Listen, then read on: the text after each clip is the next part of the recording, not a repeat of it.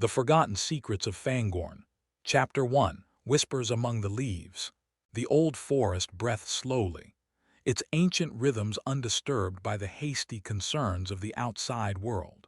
Sunlight filtered through the dense canopy in dappled patterns, illuminating patches of moss-covered ground before shifting with the gentle sway of branches overhead. Here, in the heart of Fangorn, time flowed differently, minutes stretching into hours, days blending seamlessly into seasons, years passing like moments in the long memory of the trees. Rootbender was among the eldest of these living memories, an Ent whose gnarled bark had weathered countless winters, whose deep-set eyes had witnessed the rise and fall of kingdoms beyond the forest's boundaries.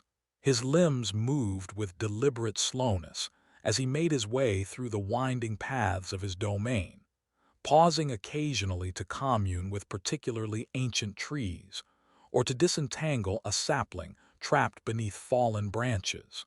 "Too hasty," he murmured to himself, his voice the sound of creaking wood and rustling leaves. "The world beyond our borders grows too hasty. Wars and rumors of wars, creatures of darkness stirring in forgotten places. The concerns of men and elves rarely troubled the denizens of Fangorn. Even the great conflicts that had shaped Middle-earth over the ages were often mere footnotes in Entish memory, distant storms that raged beyond their borders, deserving perhaps a verse or two in their lengthy songs but not immediate attention. Yet something had changed in recent months. The trees themselves grew restless, their whispers more urgent when darkness fell. Messages passed through root and branch, carrying warnings from the forest's edge to its heart. Rootbender had lived long enough to recognize the signs. Fangorn was awakening to external threats in a way it had not done for many centuries. He reached a small clearing where sunlight penetrated more fully, illuminating the moss-covered remains of what might once have been a stone structure. Most visitors to Fangorn, few as they were, would have mistaken it for a natural formation, perhaps an unusual rock outcropping gradually reclaimed by the forest. But Rootbender knew better. This had been a meeting place once, in days long before even his emergence from the earth. "Brum-proom," he hummed thoughtfully, running gnarled fingers over inscriptions nearly erased by time. "Soon, soon they must all be summoned." A rustling in the undergrowth interrupted his contemplation. Most creatures that called Fangorn home would not approach an Ent so directly. Even the bolder animals maintained a respectful distance. Rootbender turned slowly, his wooden features arranging themselves into an expression of mild curiosity. Through the ferns emerged a figure that caused even Rootbender's ancient eyes to widen slightly in surprise. Another Ent, but one he had not encountered in many decades, perhaps centuries. Younger than himself, though still ancient by the reckoning of shorter-lived beings. Where Rootbender's bark was dark and deeply furrowed, this newcomer's outer layers showed lighter hues with green moss growing in patches across his shoulders. "Willowshade," Rootbender greeted him, the Entish name condensed for convenience rather than spoken in its full, lengthy form. "Many seasons have passed since you walked this path." "Too many, old friend," replied the newcomer, his voice higher in pitch than Rootbender's deep rumble, but still carrying the distinctive measured cadence of Entish speech. "I would not leave my valleys to the east, were the need not great." Rootbender nodded slowly, a gesture that took several seconds to complete. With Ents, formalities and greetings could consume hours that shorter-lived beings might consider wasted.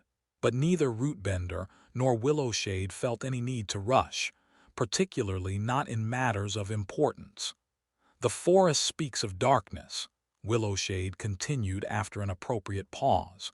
"The trees near the eastern borders grow uneasy. Some speak of shadow where light once fell, of roots that find only poison where sweet water once flowed." "I have heard their whispers," Rootbender acknowledged, "though the meaning remains unclear." The memories of trees are long but unfocused, their concerns expressed in sensations rather than clear thoughts. There is more. Willowshade moved closer, lowering his voice though there were no others present to overhear. I have encountered one of the youngest. This revelation genuinely surprised Rootbender. The youngest, those Ents who had awakened most recently, mere centuries ago rather than millennia, rarely ventured into the deeper parts of Fangorn. Most remained near the forest edges, curious about the outside world in ways their elders had long since abandoned. "Which one?" he asked. "Branchsinger, the one whose voice harmonizes with the wind." Willowshade's wooden features shifted in what approximated concern. He came seeking counsel, bearing strange tidings.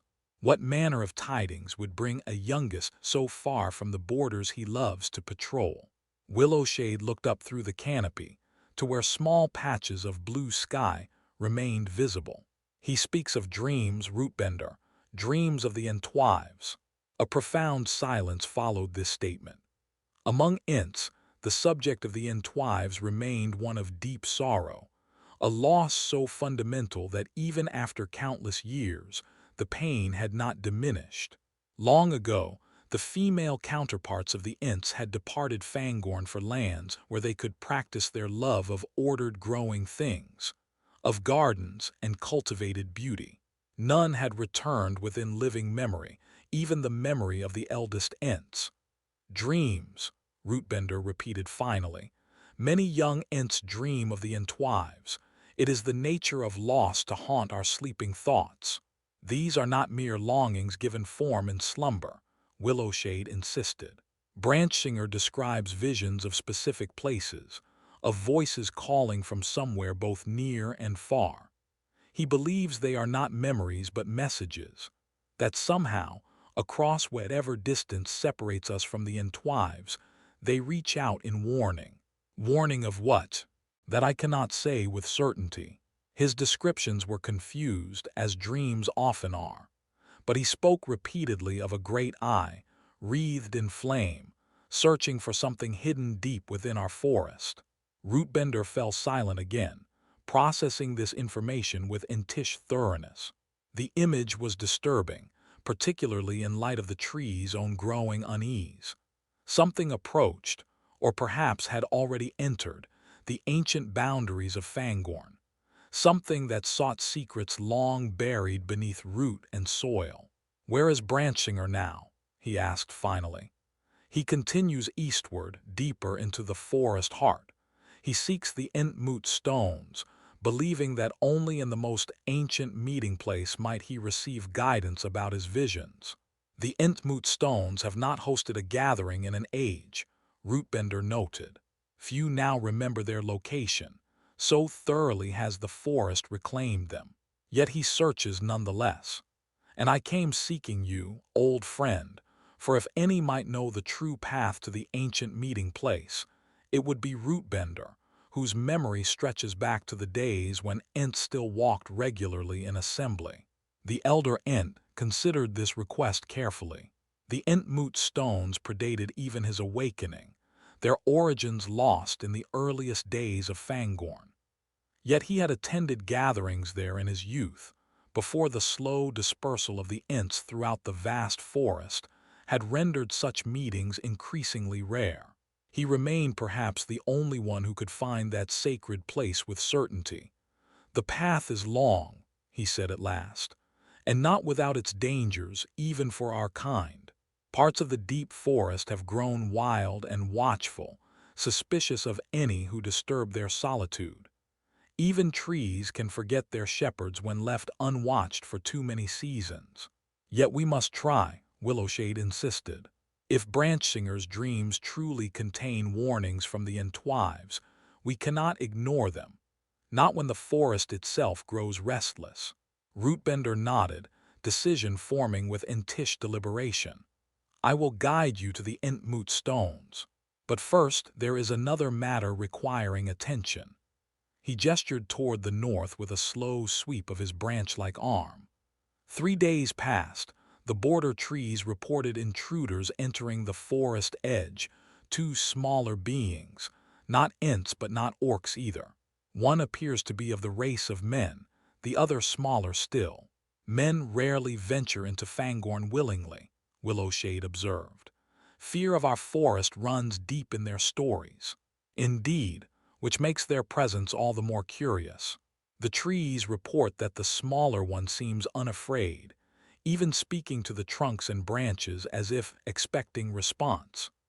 The larger one moves with the caution of knowledge rather than blind fear, studying plants, collecting samples, making marks in bound leaves. A scholar of men, Willowshade suggested. Occasionally such curious types approach our borders, though few penetrate deeply. Perhaps, but their arrival coincides too neatly with these other disturbances to be dismissed as chance. Before we journey to the Entmoot stones, we should determine what brings these strangers into our realm. With that settled, the two Ents began their northward journey, moving with the unhurried pace characteristic of their kind. To shorter-lived beings, their progress might have appeared frustratingly slow, each step carefully placed, each new vista thoroughly appreciated before proceeding. But Ents measured journeys differently, finding as much significance in the path as in the destination. As they walked, Rootbender shared news and observations gathered over the decades since their last meeting, changes in the forest's composition, areas where trees had grown more wild or watchful, the slow shifts in the underground watercourses that nourished Fangorn's deepest roots. Willowshade reciprocated with tidings from the eastern valleys he tended, speaking of increased orc activity beyond the forest boundaries and disturbing incursions of fire that had claimed several outlying groves. By nightfall, they had covered a distance that a man might have walked in a single hour. They paused in a small hollow where the trees grew especially close together, creating a natural shelter. Ents had little need for rest as other beings understood it, but they did occasionally enter a state of deep stillness, absorbing nourishment through their roots and communing with the forest around them. As darkness settled fully over Fangorn, both Ents became aware of subtle changes in their surroundings. The forest's nighttime sounds, the soft hooting of owls, the rustle of nocturnal creatures in the underbrush, gradually diminished until an unnatural silence prevailed. The trees themselves seemed to draw closer, their branches intertwining overhead to block out even the faint light of stars. "They listen," Willowshade whispered, his voice barely audible above the soft creaking of his own limbs. "The forest listens more intently than I have witnessed in many years." Rootbender nodded, extending his awareness outward through the complex network of roots and mycelia that connected Fangorn's countless trees. Through this ancient system, impressions and sensations traveled across vast distances, not thoughts as shorter-lived beings would understand them, but a form of communication nonetheless, conveying emotions and warnings throughout the forest organism. What he sensed troubled him deeply. Fear coursed through the network, not the momentary alarm triggered by predators or storms, but a deeper dread that spoke of ancient memories stirring. Parts of the forest remembered threats long forgotten by even the eldest Ents, dangers that had slumbered beneath Fangorn's roots since days beyond recall. "Something wakes," he murmured. "Something that should remain sleeping." Before Willowshade could respond, a new sensation joined the chorus of unease flowing through the forest network. Surprise, followed by curious excitement, emanating from a grove perhaps 2 days' journey northeast of their current position. Rootbender focused his attention on these unexpected emotions, so at odds with the prevailing anxiety. The impressions clarified gradually. The trees in that distant grove had encountered something unusual, something that spoke to them in ways they had not experienced in ages. Not an Ent, the trees knew their shepherds well, but something that understood them nonetheless, that addressed them with unexpected reverence. The smaller intruder, Rootbender realized aloud. The trees respond to him with recognition, though they cannot place why. What manner of being commands such a response from trees that have grown suspicious of all outsiders? Willowshade wondered. That we must discover, Rootbender replied, already shifting his roots in preparation for continuing their journey. The grove where they shelter lies on our path to the Entmoot stones. We shall find these strangers and determine their purpose in Fangorn before proceeding deeper. As the Ents resumed their deliberate progress through the night-shrouded forest, neither spoke of the deeper fear that had momentarily flowed through the root network.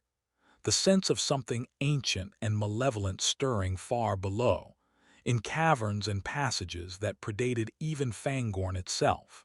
Some threats were best addressed one at a time, and the mystery of the intruders provided a more immediate focus than shadows glimpsed at the edges of Entish perception. Dawn found them still moving steadily northward, the forest gradually changing around them as they entered older sections of Fangorn.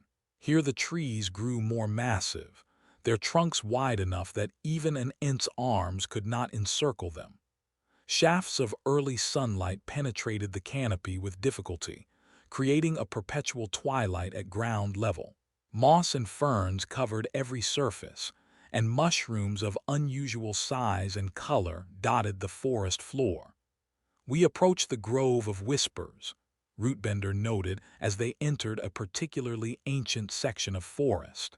The oldest trees in northern Fangorn dwell here, those whose memories stretch back to the earliest days. I have heard tales of this grove, Willowshade replied with something approaching awe in his creaking voice. It is said some of these trees were saplings when the first Ents awakened, that they remember the voices that taught our kind to speak. The tales hold truth, the elder Ent confirmed, though even I have never heard these trees speak of such ancient days. Some memories lie too deep for casual sharing, emerging only in times of greatest need.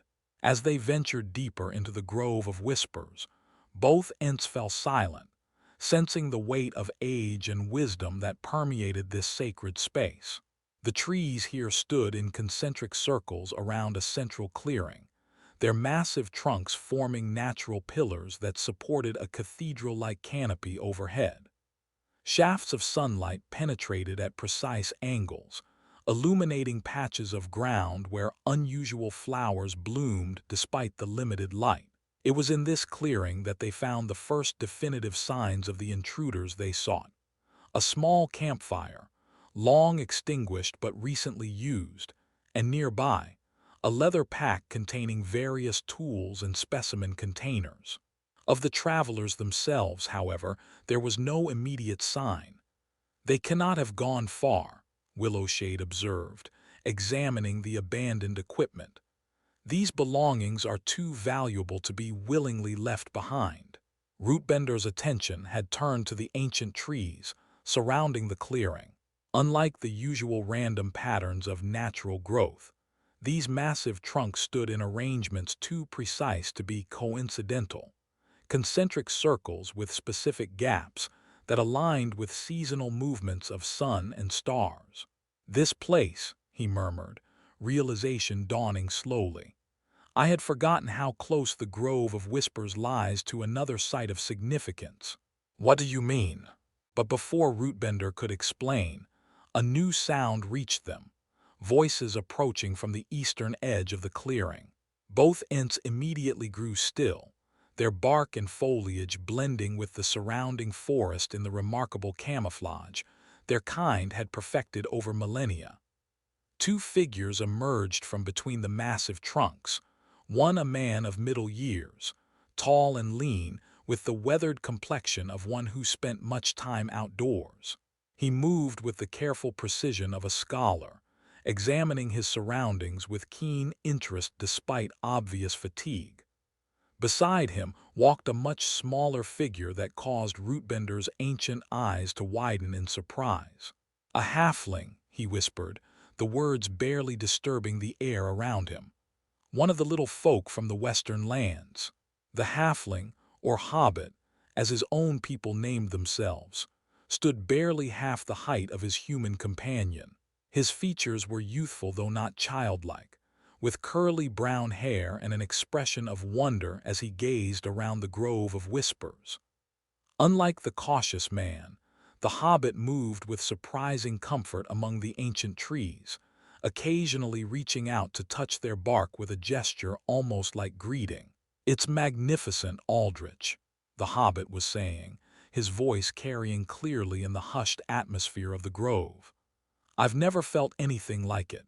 These trees are aware, truly aware, in a way that makes even the old forest back home seem half asleep by comparison." "Careful, Tomwise," the man Aldrich cautioned. "We don't know what manner of creatures might consider this place their territory. The legends about Fangorn are not encouraging regarding trespassers." The hobbit named Tomwise shook his head with a smile that suggested he found such worries excessive. "The trees don't mean us harm. They're curious more than anything. Can't you feel it? They're trying to remember something about hobbits, I think. As if we're familiar somehow, yet they can't quite place why." This observation, delivered with casual certainty, confirmed Rootbender's earlier impressions from the forest network. The trees indeed recognized something in this small being, a connection or resonance that triggered ancient memories. But what could link the massive, immortal trees of Fangorn with the diminutive folk of distant western lands? The answer came to him suddenly, a recollection from songs so old they predated even his own considerable lifespan. Songs of the Entwives and their love for growing things, for ordered gardens and flowering meadows. Songs that spoke of the smaller folk with whom they had shared their knowledge of plant tending and earth turning. "The gardens," he breathed, the revelation too significant to remain unspoken despite their attempt at concealment. "The Entwives taught their craft to the ancestors of the halflings." Both travelers froze at the sound of his voice, their eyes darting around the clearing in search of its source. Rootbender realized that further hiding served no purpose. With deliberate slowness, he shifted his posture, separating himself visually from the surrounding trees while gesturing for Willowshade to do the same. The reaction of the travelers proved as different as their natures. The man, Aldrich, stumbled backward in alarm, one hand reaching instinctively for the knife at his belt. The hobbit Tomwise, however, showed no fear, only wide-eyed wonder as he beheld the two Ents in their full, imposing presence. "Tree shepherds," the hobbit whispered, using a term Rootbender had not heard in many centuries. The legends were true after all. Chapter 2, Roots of Memory. Silence held the grove of whispers as hobbit and man stared up at the two massive Ents. Sunlight filtered through the ancient canopy, illuminating dust motes that danced between the four beings like fragile bridges connecting their vastly different worlds. "I told you," Tomwise whispered to his companion, never taking his eyes off the Ents. "I told you they were real." Aldrich had regained some of his composure, though his hand remained near his knife. "Forgive our intrusion," he said, addressing the Ents with cautious formality. "We did not mean to trespass on your domain." Rootbender studied the pair with ancient patience, his deep-set eyes moving between them with deliberate attention. "Few enter Fangorn by accident," he rumbled finally. "Fewer still venture so deep without purpose." "We have purpose," Tomwise replied quickly, stepping forward despite Aldrich's restraining hand on his shoulder. "Though I'm not sure you'd call it important enough to justify our presence. We came seeking knowledge." "Knowledge," Rootbender repeated, the word emerging as a long, creaking sound. "A dangerous thing to seek in places not meant for your kind." Willowshade moved slightly, branches shifting as he bent closer to examine the hobbit. "You speak to the trees," he observed. "They respond to you with recognition yet confusion. How is this so, little one?" Tomwise smiled, apparently unintimidated by the enormous being addressing him. I've always had a way with growing things. Back in the Shire, that's where hobbits live, far to the west, I tend the oldest gardens in Hobbiton. Plants seem to understand me somehow. And I understand them, at least a bit. The Shire, Rootbender mused. That name appears in our oldest songs, though few now remember why. Because the Entwives taught our ancestors, Tomwise said simply. At least that's what our oldest stories suggest. Tales of tall, tree-like ladies who showed the first hobbits how to properly tend gardens, how to speak to plants and understand their needs. He gestured around at the massive trees. Nothing like this forest, of course. Our gardens are ordered, cultivated, but the connection remains, I think. This statement caused both Ents to exchange significant glances. The connection between hobbits and Entwives was indeed part of the oldest Entish songs. Yet to hear it confirmed by one of the little folk themselves was extraordinary. "You seek knowledge of plants?" Willowshade asked, addressing Aldrich now. "Is that why you gather samples and make markings in your bound leaves?" The man straightened, scholarly interest overcoming his initial fear. "Yes. I am Aldrich of Gondor, a student of botany, the science of plants and their properties. I came seeking specimens unique to Fangorn, hoping to document medicinal applications unknown to our healers." A plant healer, Rootbender translated to terms he understood. One who knows the power in leaf and root. "Something like that," Aldrich agreed. "Though I confess my purpose expanded once I met Tomwise. His abilities are remarkable. He perceives aspects of plant life that even the most learned scholars in Minas Tirith cannot detect." The hobbit looked embarrassed at this praise. "It's nothing special, really. Just something hobbits have always had, though most don't pay it much mind these days.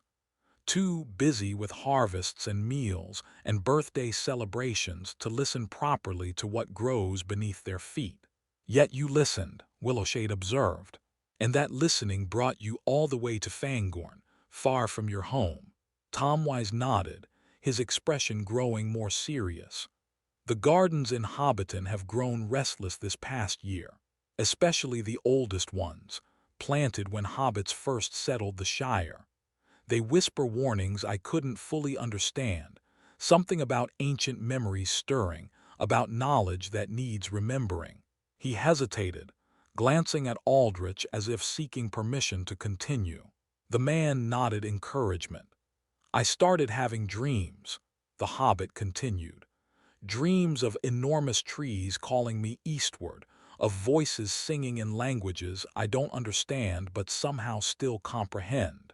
When I described these dreams to the Tyne, that's our leader, of sorts, he mentioned ancient stories about Fangorn Forest and its shepherds. And you decided to journey into danger based on dreams and children's tales?" Rootbender asked, though there was no judgment in his creaking voice. "Not immediately," Tomwise admitted. "I might never have left the Shire if Aldrich hadn't arrived, seeking rare herbs for his studies. When I described my dreams to him, he recognized similarities to old Gondorian legends about walking trees and lost gardens. We realized our purposes might be connected." Aldrich nodded. "My original expedition was scholarly, but it has become something more significant. The timing of Tomwise's dreams coincides with other disturbances noted by Gondor's rangers, increased activity in dark places, ancient powers stirring after long dormancy. The world grows restless beyond our borders," Rootbender acknowledged. "We have felt it in the roots and branches of Fangorn. But why journey here rather than consulting the wise among your own peoples?" At this, both travelers exchanged troubled glances.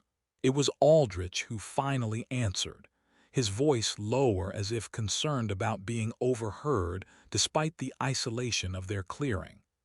"The wise among our peoples are distracted by more immediate threats. Rumors from the east, movements of unfriendly forces. Subtle warnings about ancient knowledge and walking trees receive little attention when armies gather and alliances fray. Besides, Tomwise added with a small smile, sometimes you need to see things for yourself, especially when dreams call you by name. This statement caused Rootbender to lean closer, wooden features arranging themselves into an expression of increased interest. The dreams called you by name, little hobbit. Not exactly, Tomwise clarified. Not my given name. But they called me garden friend and earth tender in a voice that felt impossibly old and somehow familiar, as if I was remembering something rather than dreaming it anew. Hum, Rootbender rumbled thoughtfully. Your arrival is well timed, though whether by chance or design I cannot say. You are not alone in experiencing such dreams. Briefly, he related what Willowshade had told him about the young Ent branch singer, and his disturbing visions of the Entwives and the searching eye. As he spoke, Tomwise's expression shifted from curiosity to alarm. The flaming eye, the hobbit whispered when Rootbender finished. I've seen it too, at the edges of my dreams. Searching, always searching, as if looking for something hidden deep beneath the earth. This cannot be coincidence, Willowshade declared. Dreams reaching across such distances, touching minds of different races yet carrying the same warnings. Some power works to alert us to danger or opportunity. The Entwives, Tomwise suggested, eyes bright with sudden hope. Could they be trying to contact both their kin and those they once taught? Perhaps they've been found, or have found a way to return. Rootbender shook his head slowly, a gesture that took several seconds to complete. Many long years have we searched, little hobbit. Many songs have been sung calling the Entwives home. If they could return, or be found, it would have happened long before your grandfather's grandfather drew first breath. Yet the dreams speak of them, Willowshade countered. And now we find a hobbit in Fangorn who shares visions with our youngest kin. Something connects these events.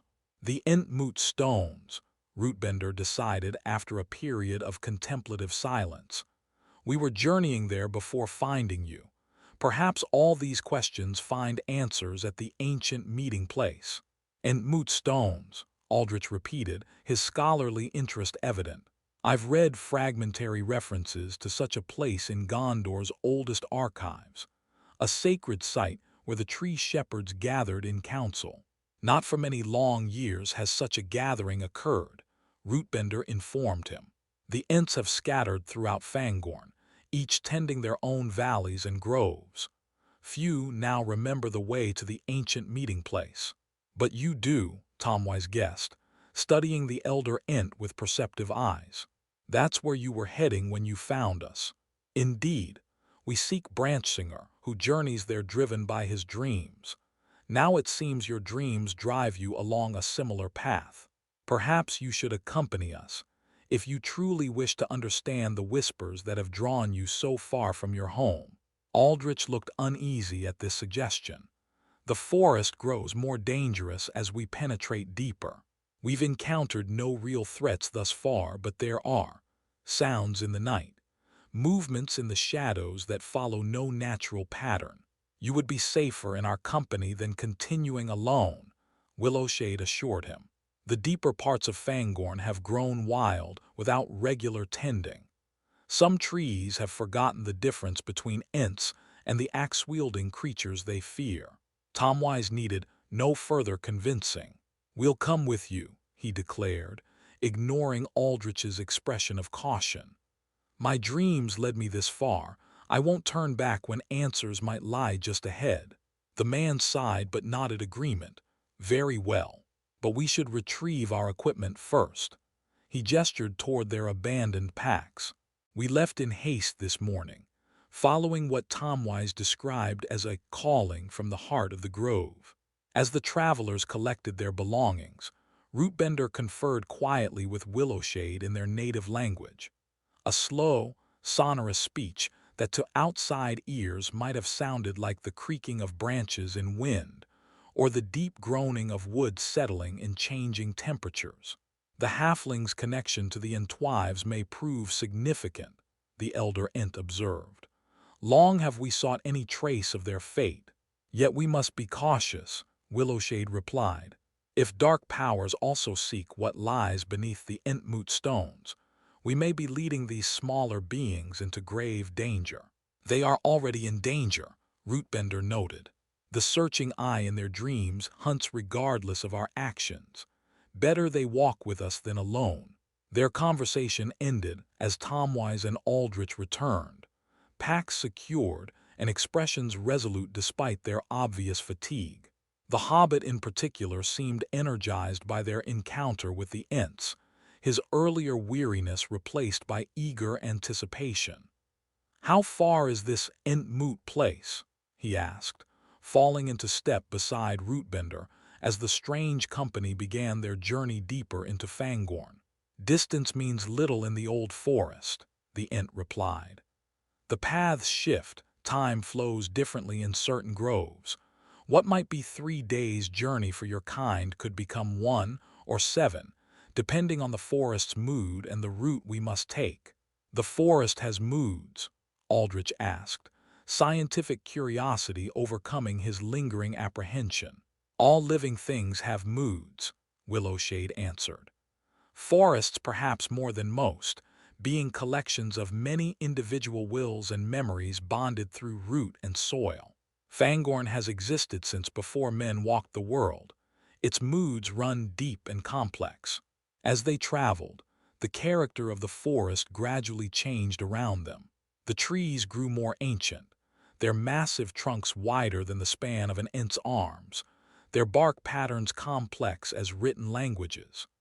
The undergrowth thinned in places, revealing carpets of unusual moss that glowed faintly with bioluminescence even in daylight.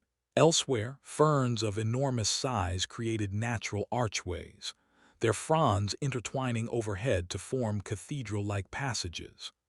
Tomwise marveled at every new sight, frequently stopping to examine unusual plants or mushrooms until Aldrich gently urged him onward. The man kept detailed notes in a leather-bound journal, occasionally collecting small specimens in glass vials, but always with a murmured request for permission that seemed directed at the plants themselves. "You show unusual respect for growing things," Rootbender observed after watching this behavior for some time. "Most men take without asking, viewing plants as resources rather than beings. My teachers at the Houses of Healing emphasized the importance of relationship with what we harvest," Aldrich explained. "Plants give more potent medicine when treated with respect, a practical observation rather than mere superstition, though many of my colleagues would disagree." "Your colleagues are wrong," Willowshade stated simply. "All living things respond to the intent with which they are approached. This is not mysticism, but the fundamental nature of life." Their conversation continued in this vein as the day progressed, the Ents sharing knowledge of Fangorn's flora that left even Aldrich's extensive botanical education seeming elementary by comparison. Tomwise contributed observations from his experiences in the Shire's gardens, his practical knowledge sometimes complementing the Ents' more abstract understanding in surprising ways. By late afternoon, they had covered a distance that would have represented a full day's march for most travelers, yet both hobbit and man showed signs of tiring. The Ents, who could continue without rest indefinitely if necessary, recognized their companions' limitations. "We shall pause here until morning," Rootbender decided as they entered a small clearing sheltered by the curved roots of an enormous oak tree. "This place remains safe even in darkness. The great root remembers Ents and will protect those who travel with us." Tomwise approached the massive oak with obvious reverence, placing one small hand against its ancient bark. "It's so old," he whispered, "older than anything in the Shire by centuries." "Millennia," Rootbender corrected gently. "The great root was already ancient when I first walked these paths as a young Ent." Some say it grew from a seed planted by the Onodrim, who first taught our kind to speak. As Aldrich established their camp, building a small fire with wood the Ents assured him had fallen naturally rather than being harvested, Tomwise continued communing with the great root. The hobbit sat with his back against the enormous trunk, eyes closed, an expression of deep concentration on his face. "What does he do?" Willowshade asked, watching the hobbit with curious wooden eyes. "Listening," Aldrich replied. "He does this whenever we encounter particularly ancient trees. Says they contain memories that can be accessed if one knows how to ask properly. I thought it merely a quaint hobbit superstition until—" He hesitated. "Until what?" Rootbender prompted. "Until he started telling me things he couldn't possibly know. Details about the history of places we visited, events that occurred centuries ago but matched exactly with historical records I later consulted. It's as if he can truly read the memories of trees, at least fragmentarily." The Ents exchanged significant glances. Such abilities were not unknown among their own kind, but to find them in a hobbit suggested connections deeper than even the oldest Entish songs had indicated.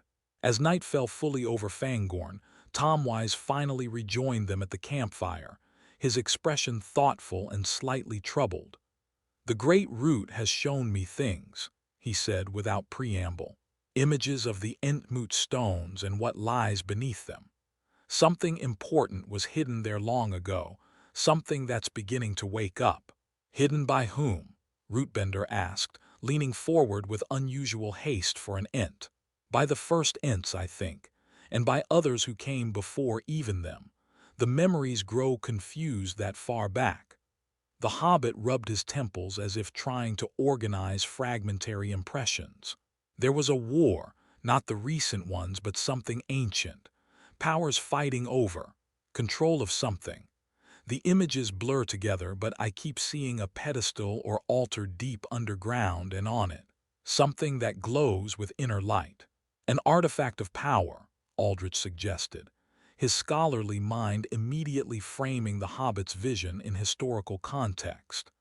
"The elder days saw many such objects created and subsequently hidden away when their makers fell or their powers proved too dangerous." "Perhaps," Tomwise agreed uncertainly. "But whatever it is, the great root believes it's stirring now because it's being called, summoned by that searching eye from our dreams."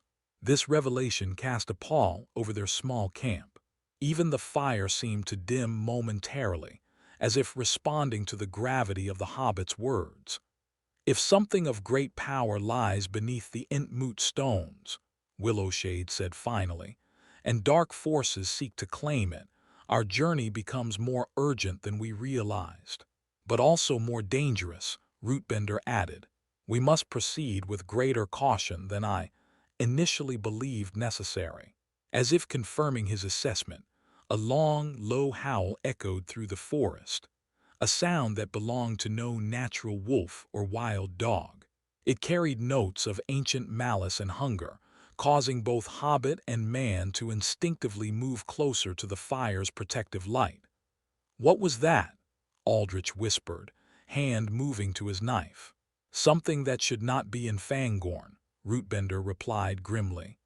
"A hunter from the dark days, when shadow reached even into the hearts of forests." "Sleep while you can," Willowshade advised their smaller companions. "We shall stand guard. The great root's protection extends around this clearing, but evil grows bold when ancient powers stir." As Tomwise and Aldrich settled uneasily into their bedrolls, the two Ents positioned themselves on opposite sides of the clearing, their massive forms like living bulwarks against whatever might lurk in the surrounding darkness. They did not speak further, but their thoughts ran along similar paths, concern not just for the immediate threat of nocturnal predators, but for the greater implications of what the hobbit had perceived. If something truly lay hidden beneath the Entmoot stones, something powerful enough to draw attention from beyond Fangorn's borders, Then their simple journey to investigate strange dreams had transformed into something far more consequential. The fate not just of the forest but perhaps of wider realms might hinge on reaching the ancient meeting place before those who served the searching eye. In the deepening night, more howls joined the first, distant still, but clearly moving with purpose through Fangorn's shadowed depths. The hunt had begun, though whether it pursued them specifically or merely converged on the same destination remained to be seen. Rootbender gazed up through gaps in the canopy at stars partially obscured by high, thin clouds.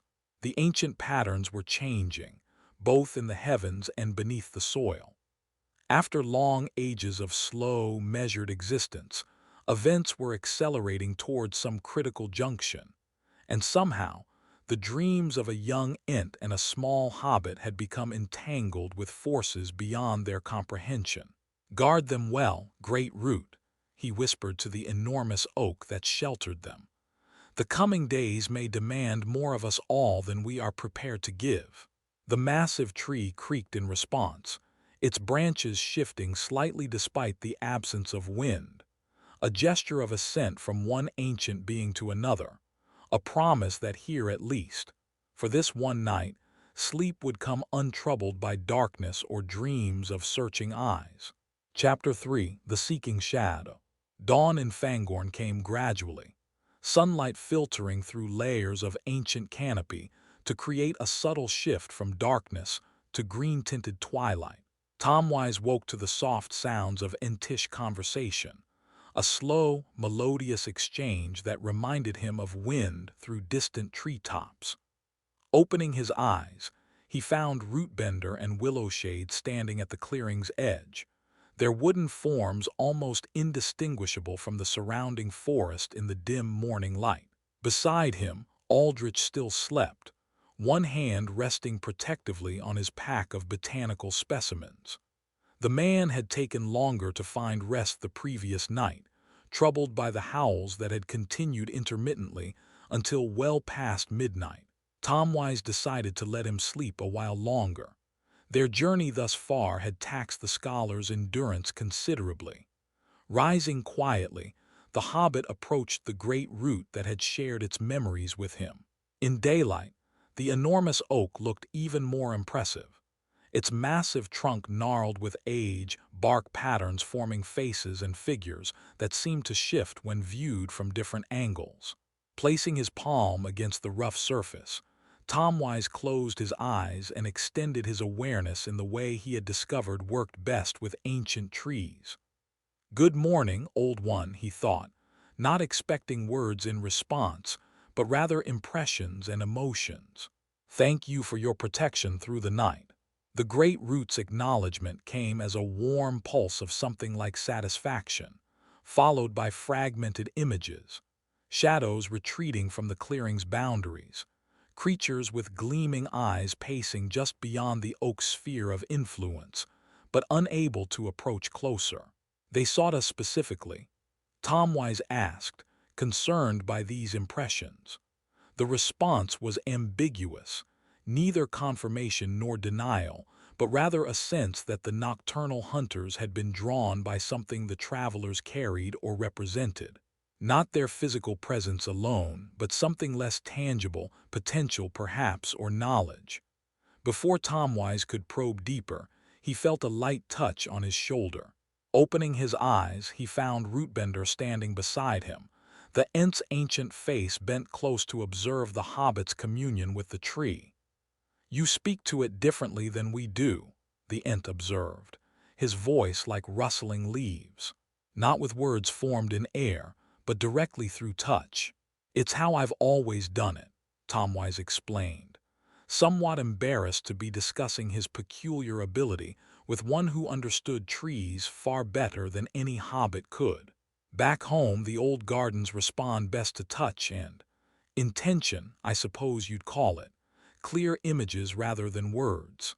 "The oldest way," Rootbender nodded approvingly, "before language shaped thought into linear patterns.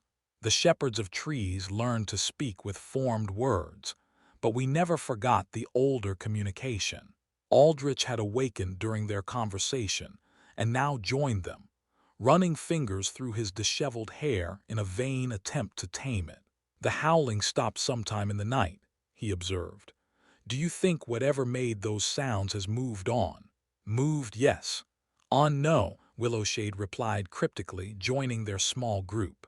The hunters circle, taking measure of what they pursue. They are cautious within Fangorn's boundaries, aware that the forest itself may turn against them if they move too boldly. "What exactly were they?" Aldrich asked, the scholar in him seeking precise classification despite his obvious unease. "No natural wolf makes such sounds." "Wargs," Rootbender answered grimly. "Or something like them, creatures bred in darkness from natural wolves, twisted through generations of selective breeding and darker arts to serve evil purposes. They should not be in Fangorn at all. The forest's borders have long repelled such creatures." "Yet they entered nonetheless," Willowshade added, "a sign of changing times and changing strengths. The power that sustains Fangorn wanes as the world's magic slowly withdraws. What once would have been immediately rejected now finds paths to penetrate deeper." This sobering assessment cast a shadow over their breakfast preparations.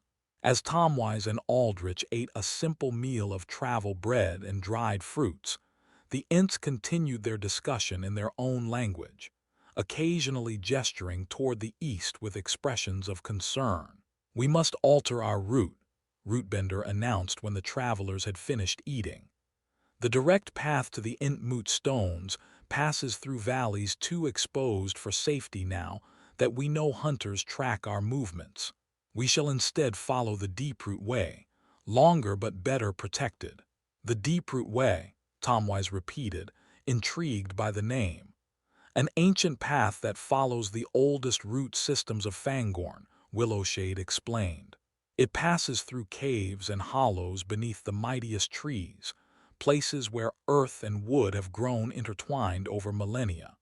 Few know of its existence outside of Entish memory." Aldrich looked concerned at the mention of caves. "Underground passages. I had not expected to venture beneath the earth during this expedition." "Not deep underground," Rootbender assured him. "The Deeproot Way remains connected to living roots throughout its course. Light penetrates in many places, and the air flows freely. It is a different experience of Fangorn, but not one of darkness or confinement." With their new course decided, the strange company set out from the clearing, bidding farewell to the great root with gestures of respect. Tomwise felt the ancient tree's attention follow them as they departed, its vast, slow consciousness aware of their mission, in ways even the hobbit could not fully comprehend. The morning's journey took them deeper into Fangorn than Tomwise and Aldrich had previously ventured. Here the forest's character changed noticeably. Trees grew more densely packed, their massive trunks creating natural colonnades between which little undergrowth could survive for lack of light. The forest floor became a carpet of fallen leaves accumulated over centuries, occasionally broken by enormous mushrooms that glowed with faint bioluminescence. "The air feels different," Tomwise noted, breathing deeply. "Heavier somehow, as if it carries more memory." "You perceive correctly, little hobbit," Willowshade confirmed. "We approach the first growth, trees that sprouted when Fangorn itself was young, before even the eldest Ents awakened. The very soil here has absorbed millennia of consciousness from the living roots that permeate it." After several hours of walking, they reached what appeared to be a solid wall of intertwined tree trunks and enormous root buttresses. Rootbender approached a particular section, where the roots formed an arch-like pattern, running his gnarled fingers along barely visible symbols carved into the living wood. "The entrance to the Deeproot Way," he announced, pressing specific points in a precise sequence. "Unchanged since I last walked this path many long years ago." To Tomwise's amazement, the root structure shifted in response to Rootbender's touch, not breaking or tearing, but rather unfolding like an enormous wooden flower to reveal a passage beyond. Cool, earthy air flowed outward from the opening, carrying scents of moss, fungi, and clean water. Amazing, Aldrich breathed, his scholarly curiosity overcoming his earlier reservations. The roots maintain flexibility despite their size and age. Some property of Entish influence, perhaps. The living wood remembers, Rootbender replied simply. Now follow closely. The way closes behind us, and opens ahead only to those who know its patterns. True to his word, once they had passed through the entrance, the root structure folded closed again with the same fluid grace with which it had opened. Tomwise found himself in a passage unlike anything he had previously experienced. A tunnel formed not from excavated earth, but from living roots that had grown into arching patterns overhead, their surfaces smooth from countless years of slow movement and growth. Soft light penetrated through small openings where thinner roots branched upward toward the surface, creating a dappled illumination that shifted subtly as they walked. The floor beneath their feet was a springy composite of packed earth and smaller roots, comfortable to walk upon yet solid enough to support even the considerable weight of the Ents. This is remarkable, Aldrich marveled, examining the living architecture surrounding them. I've never read accounts of anything like this in any botanical text. Few outside Ents have witnessed the deeproot way, Willowshade explained, and fewer still have written of it afterward. The knowledge has been kept close, a secret of Fangorn shared only in times of greatest need. They continued along the tunnel, which occasionally widened into chamber-like spaces where several major root systems converged. In these areas, small pools of crystalline water had collected, their surfaces occasionally rippling as tiny, pale fish darted beneath them. Fungi of extraordinary variety grew along the walls, some resembling normal mushrooms but in vivid colors, others forming complex patterns reminiscent of written language. "Can we drink the water?" Tomwise asked as they paused in one such chamber to rest. Their water skins remained well supplied, but the clear pools looked refreshingly cool. "You may," Rootbender confirmed. "These are root springs, water filtered through centuries of living wood before emerging here. They contain properties you might find interesting." Curious about this cryptic statement, Tomwise knelt beside the nearest pool and cupped his hands to drink. The water tasted unlike any he had experienced, impossibly clean yet rich with subtle flavors that reminded him of forest berries, fresh leaves, and something deeper he couldn't quite identify.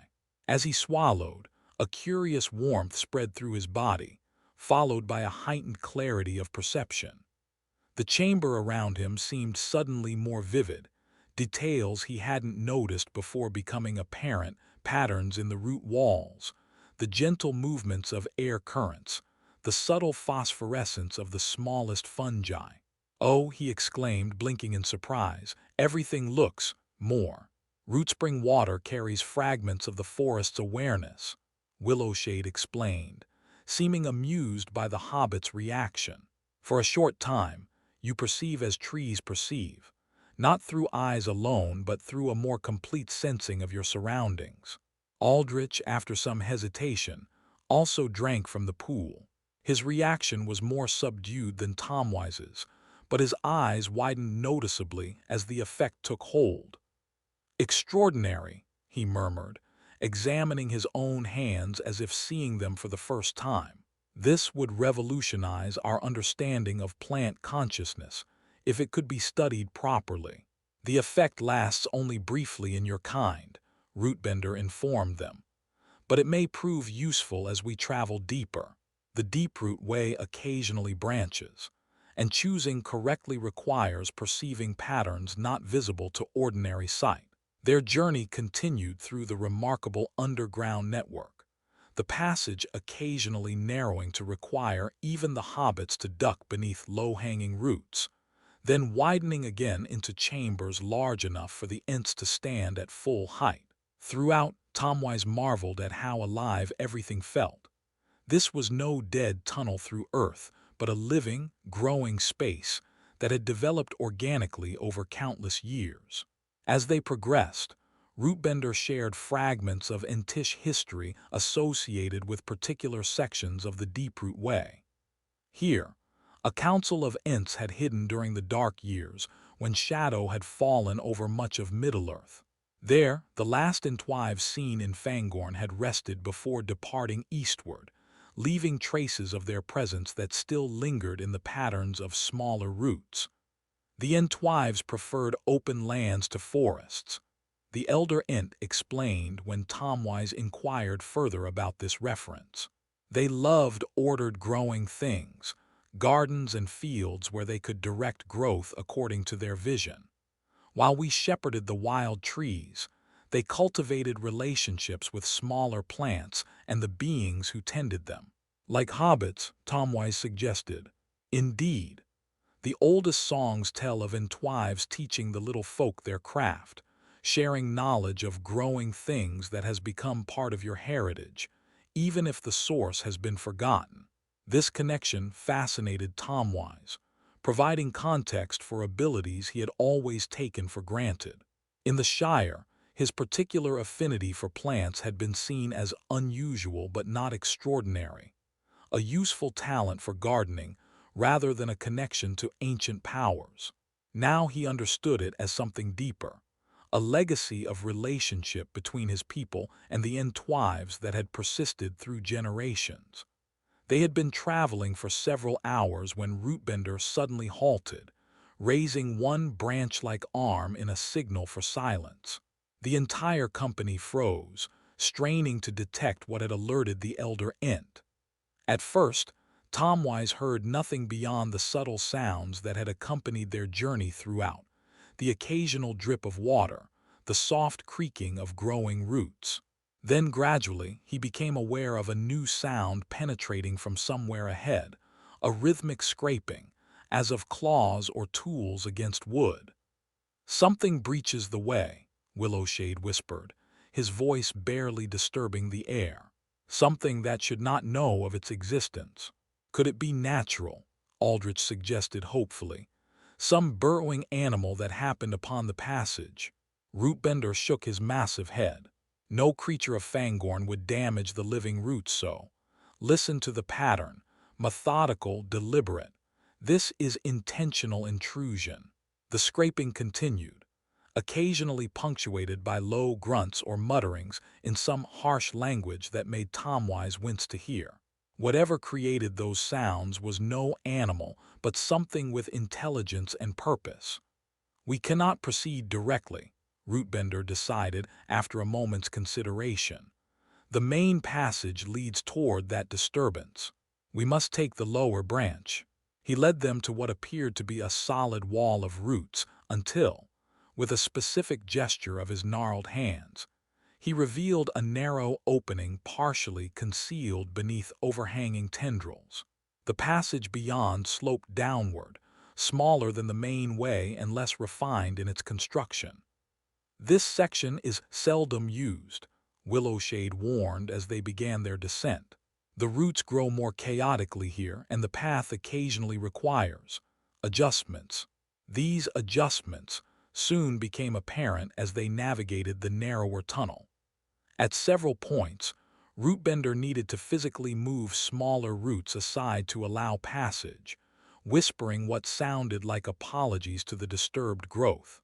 For the Ents themselves, the confined space proved particularly challenging, requiring them to compress their flexible bodies in ways that would have been impossible for more rigidly constructed beings.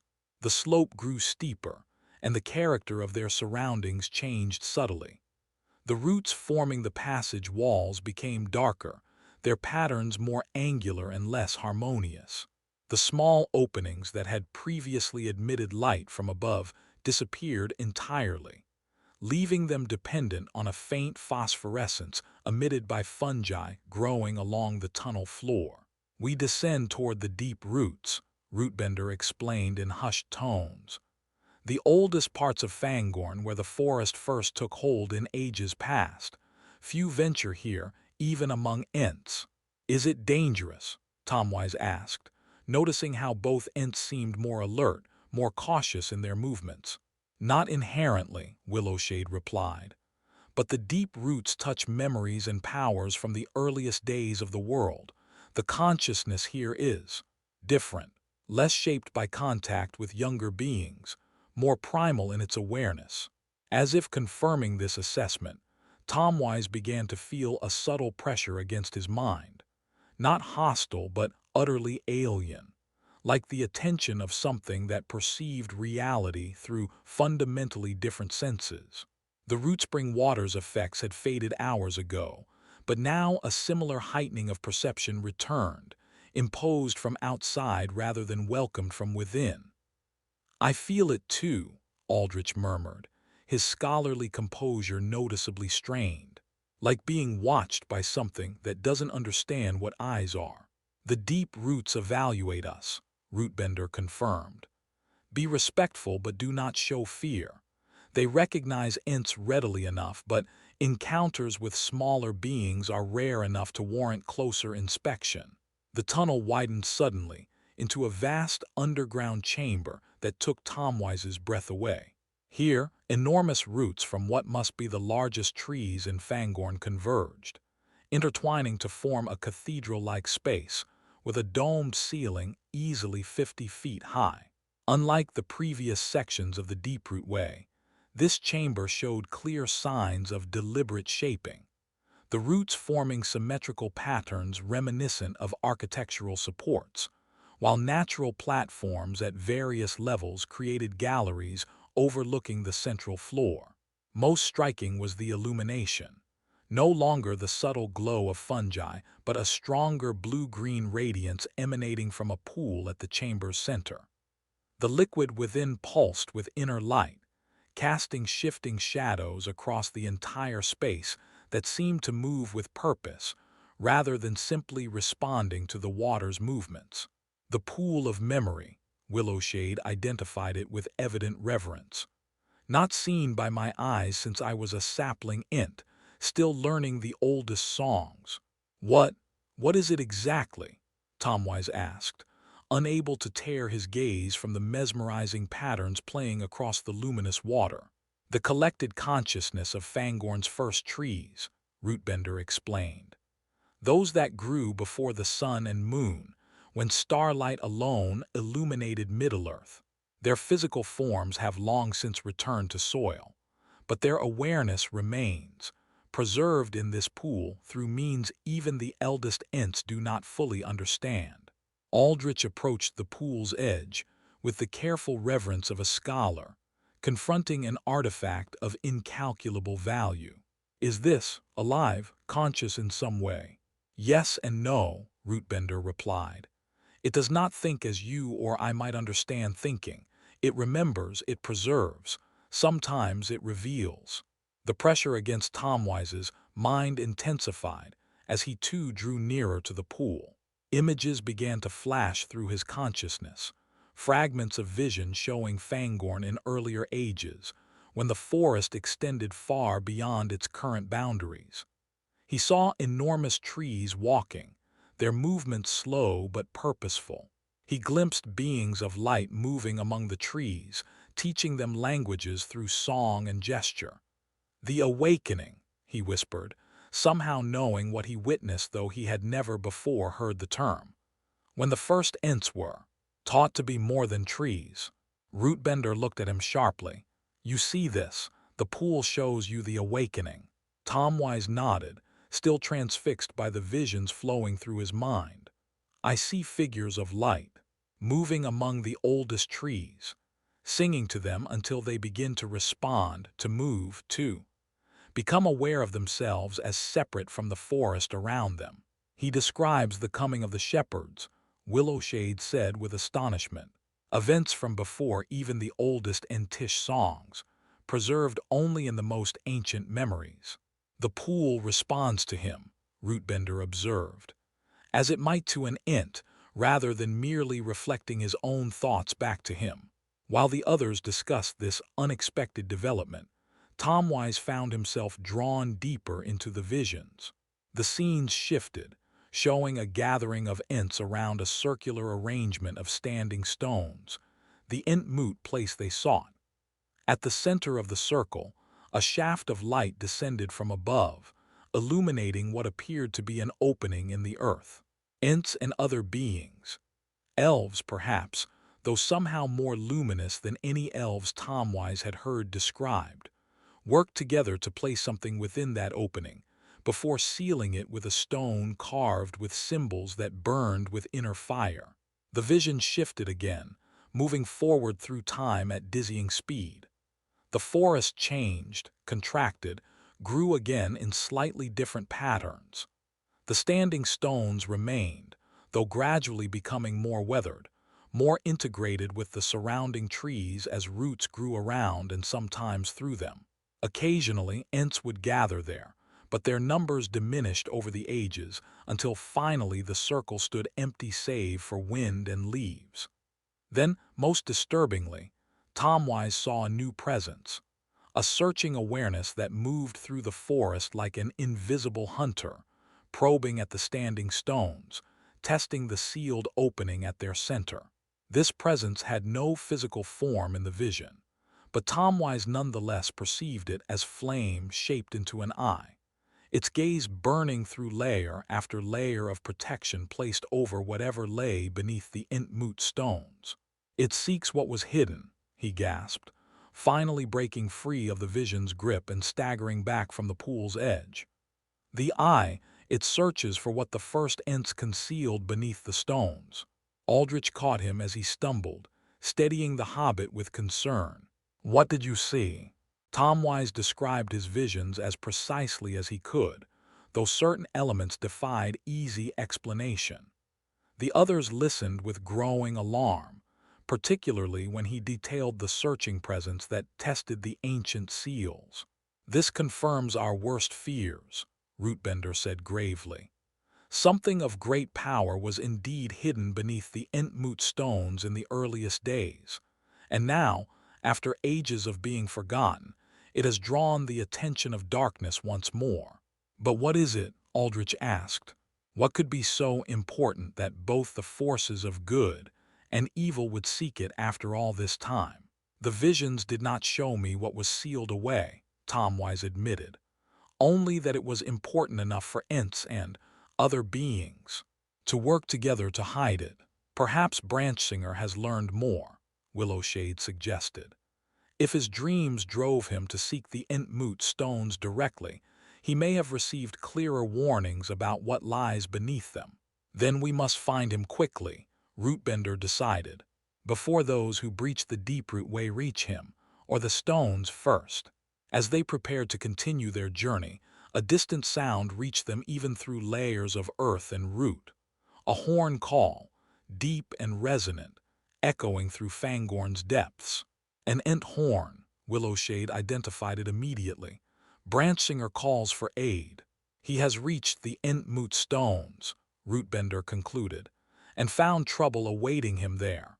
Their pace increased as much as the confined space allowed, the Ents leading the way with greater urgency than they had shown previously. The tunnel began to ascend again, winding upward through increasingly massive root systems. "We approach the heart of Fangorn," Rootbender explained between careful steps. "The central grove where the oldest living trees stand in circle around the Entmoot stones. The Deeproot Way emerges there, if we can reach its end before whatever hunts us completes its purpose." "You think the creatures we heard earlier, the ones breaking into the way, serve the searching eye from my vision?" Tomwise asked. "It seems likely," Willowshade confirmed grimly. "Too much coincides for chance alone to explain. Dreams, visions, hunters entering Fangorn, all converge on the Entmoot stones and what lies beneath them." The tunnel narrowed again, forcing them to proceed in single file. Rootbender led, followed by Tomwise, then Aldrich, with Willowshade taking the rear position. The phosphorescent fungi grew scarcer as they ascended, plunging sections of the passage into near-complete darkness. In these stretches, Tomwise relied on the subtle sounds of Rootbender's movements ahead to guide his own progress. During one such darkened segment, a new noise reached them from somewhere behind. The same scraping, clawing sound they had detected earlier, but closer now, and accompanied by harsh breathing and occasional guttural exclamations in a language that made Tomwise's skin crawl. "They've found our trail," Willowshade whispered from the rear, "and move faster than we can in these confined spaces." "How far to the exit?" Aldrich asked, his voice admirably steady despite the obvious threat. "Close," Rootbender assured them, "but not close enough if we maintain this pace." A decision formed in Willowshade's wooden features, visible as they passed through a slightly better illuminated section. "Continue without me," he said firmly. "I will remain here and ensure they do not follow immediately." "Old friend," Rootbender began to object. "There is no other way," Willowshade cut him off. "These passages are too narrow for effective flight. Someone must delay them, and I am best positioned to do so." Though clearly troubled by this plan, Rootbender recognized its necessity.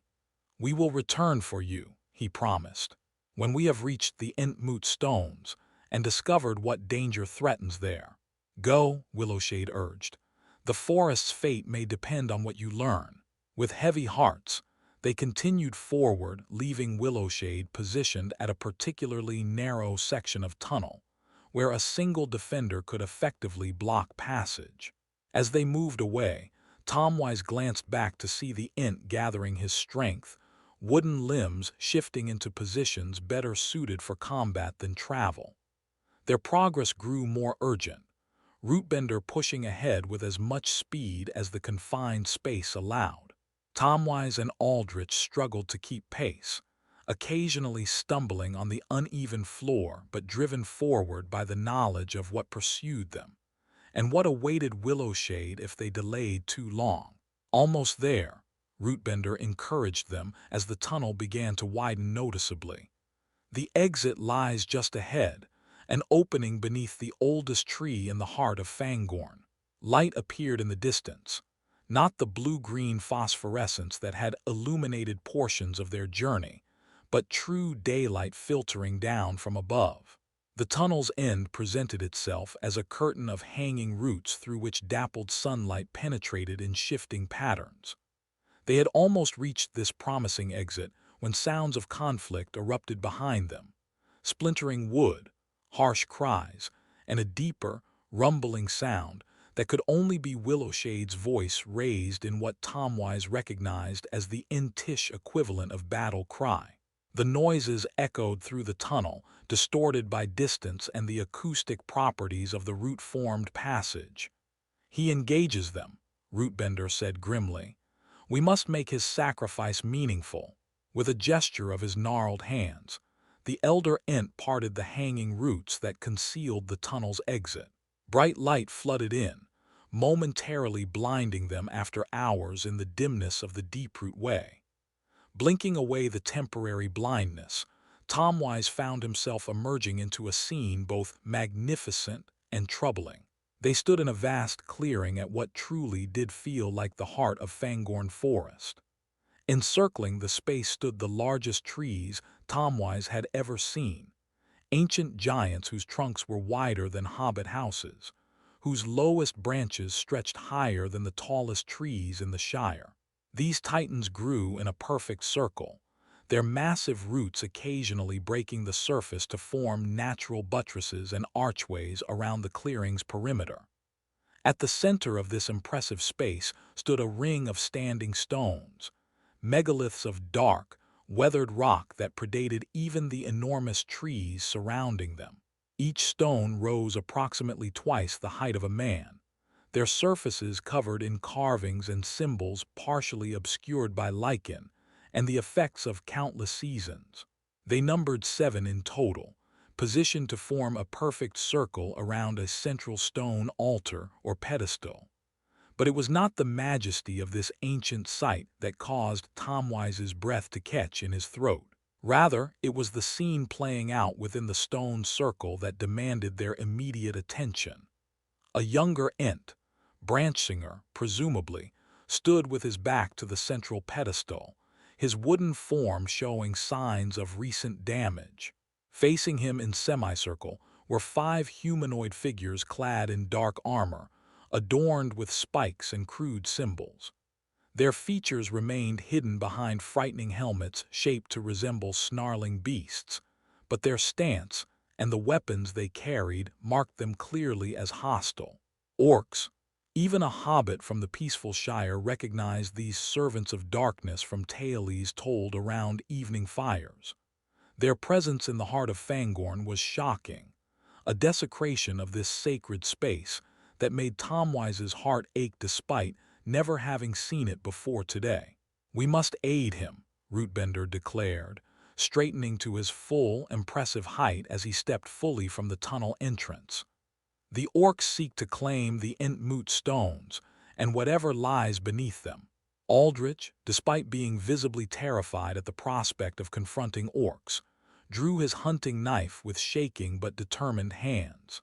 "What can we do against such creatures? You and Branchinger might stand a chance, but Tomwise and I are no warriors." "The stones themselves may offer protection," Rootbender replied cryptically. "They were established in a time when greater powers walked these lands, and some of that power lingers still. Before they could formulate a proper plan, events forced their hand." One of the orcs noticed their emergence from the tunnel and alerted its companions with a harsh cry. Immediately, 2 of the creatures broke from their semicircle around Branchinger and charged toward the newcomers, curved blades raised high. "To the stones," Rootbender commanded, already moving with surprising speed for such an ancient being.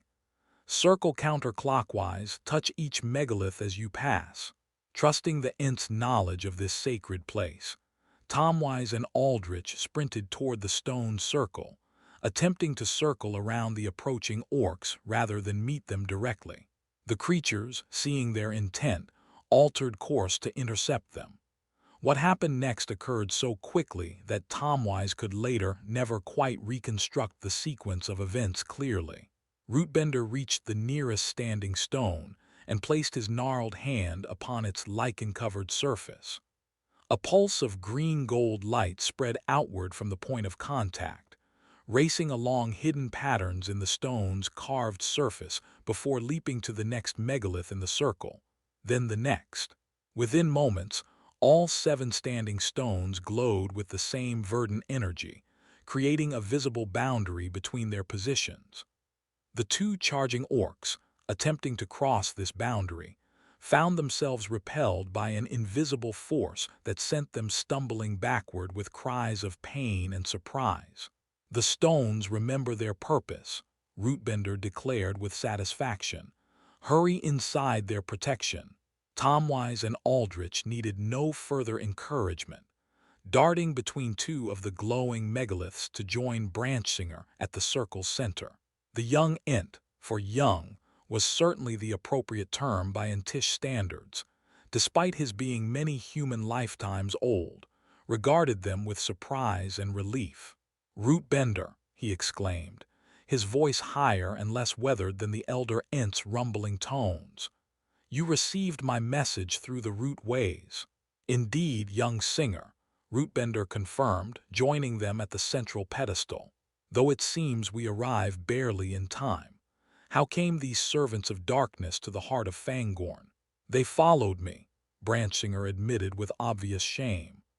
"I was careless in my haste to reach the Entmoot stones, leaving signs of my passage that they tracked through the outer forest. They ambushed me as I attempted to understand the warnings inscribed here." He gestured toward the central pedestal, which Tomwise now saw was covered in carvings similar to those adorning the standing stones. The orcs, having recovered from their initial surprise, now circled the stone boundary like predators seeking weakness in their prey's defenses. They called to each other in their harsh language, occasionally testing the invisible barrier with their weapons, only to withdraw quickly when green energy flared in response. "How long will this protection last?" Aldrich asked nervously, watching the circling creatures. "The power invested in these stones has diminished over many ages," Rootbender replied. "It may hold for hours or mere minutes. I cannot say with certainty." "Then we must act quickly," Tomwise decided, approaching the central pedestal with determined steps. "What were you trying to understand, Branchinger? What warnings does this stone contain?" The young Ent seemed surprised by the hobbit's direct question, but answered readily enough. "The carvings speak of what lies beneath, an artifact of great power entrusted to the Ents' safe keeping in the earliest days of this age. But the language is ancient, portions lost to weathering, and my understanding remains incomplete." Tomwise studied the pedestal closely, noting how the carvings formed spiraling patterns around its circumference, leading to a flat top inscribed with a single emblem, a stylized tree surrounded by 7 stars. "This matches what I saw in the pool of memory," he told the others. "There's something hidden beneath this stone, something the orcs seek, or rather, something their master seeks through them." "Can it be accessed?" Aldrich asked. "If these creatures serve the searching presence from your vision, we cannot allow them to claim whatever lies below." Branchinger pointed to specific markings on the pedestal's side. "This section appears to describe a method of opening the chamber beneath, but it requires—" He broke off as a new sound reached them, the unmistakable twang of bowstrings. Arrows hissed through the air, most glancing harmlessly off the invisible barrier created by the standing stones. One, however, found a gap in the protective energy, striking Branchinger in the shoulder. The young Ent cried out in pain, staggering back as his wooden flesh splintered around the projectile. Looking up, Tomwise saw more orcs arriving at the clearing's edge, at least a dozen, several carrying crude bows while others bore axes and spiked clubs. Their reinforcements had arrived, dramatically shifting the already precarious balance of power. "We have little time," Rootbender declared grimly. "The barrier weakens and their numbers grow. Whatever lies beneath the pedestal, we must decide its fate now, protect it, move it, or destroy it, before they overwhelm us." As arrows continued to test the fading protective boundary, the 4 companions gathered around the central pedestal, facing perhaps the most consequential decision any of them had ever confronted, all based on fragmentary visions, ancient carvings, and the desperate hope that they could somehow prevent a power from the dawn of time, falling into the hands of the growing shadow. Chapter 4: The Awakening Beneath. Arrows continued to strike the invisible barrier surrounding the standing stones, each impact causing flickers in the green-gold energy field that protected them. With every passing minute, more projectiles penetrated the weakening defense.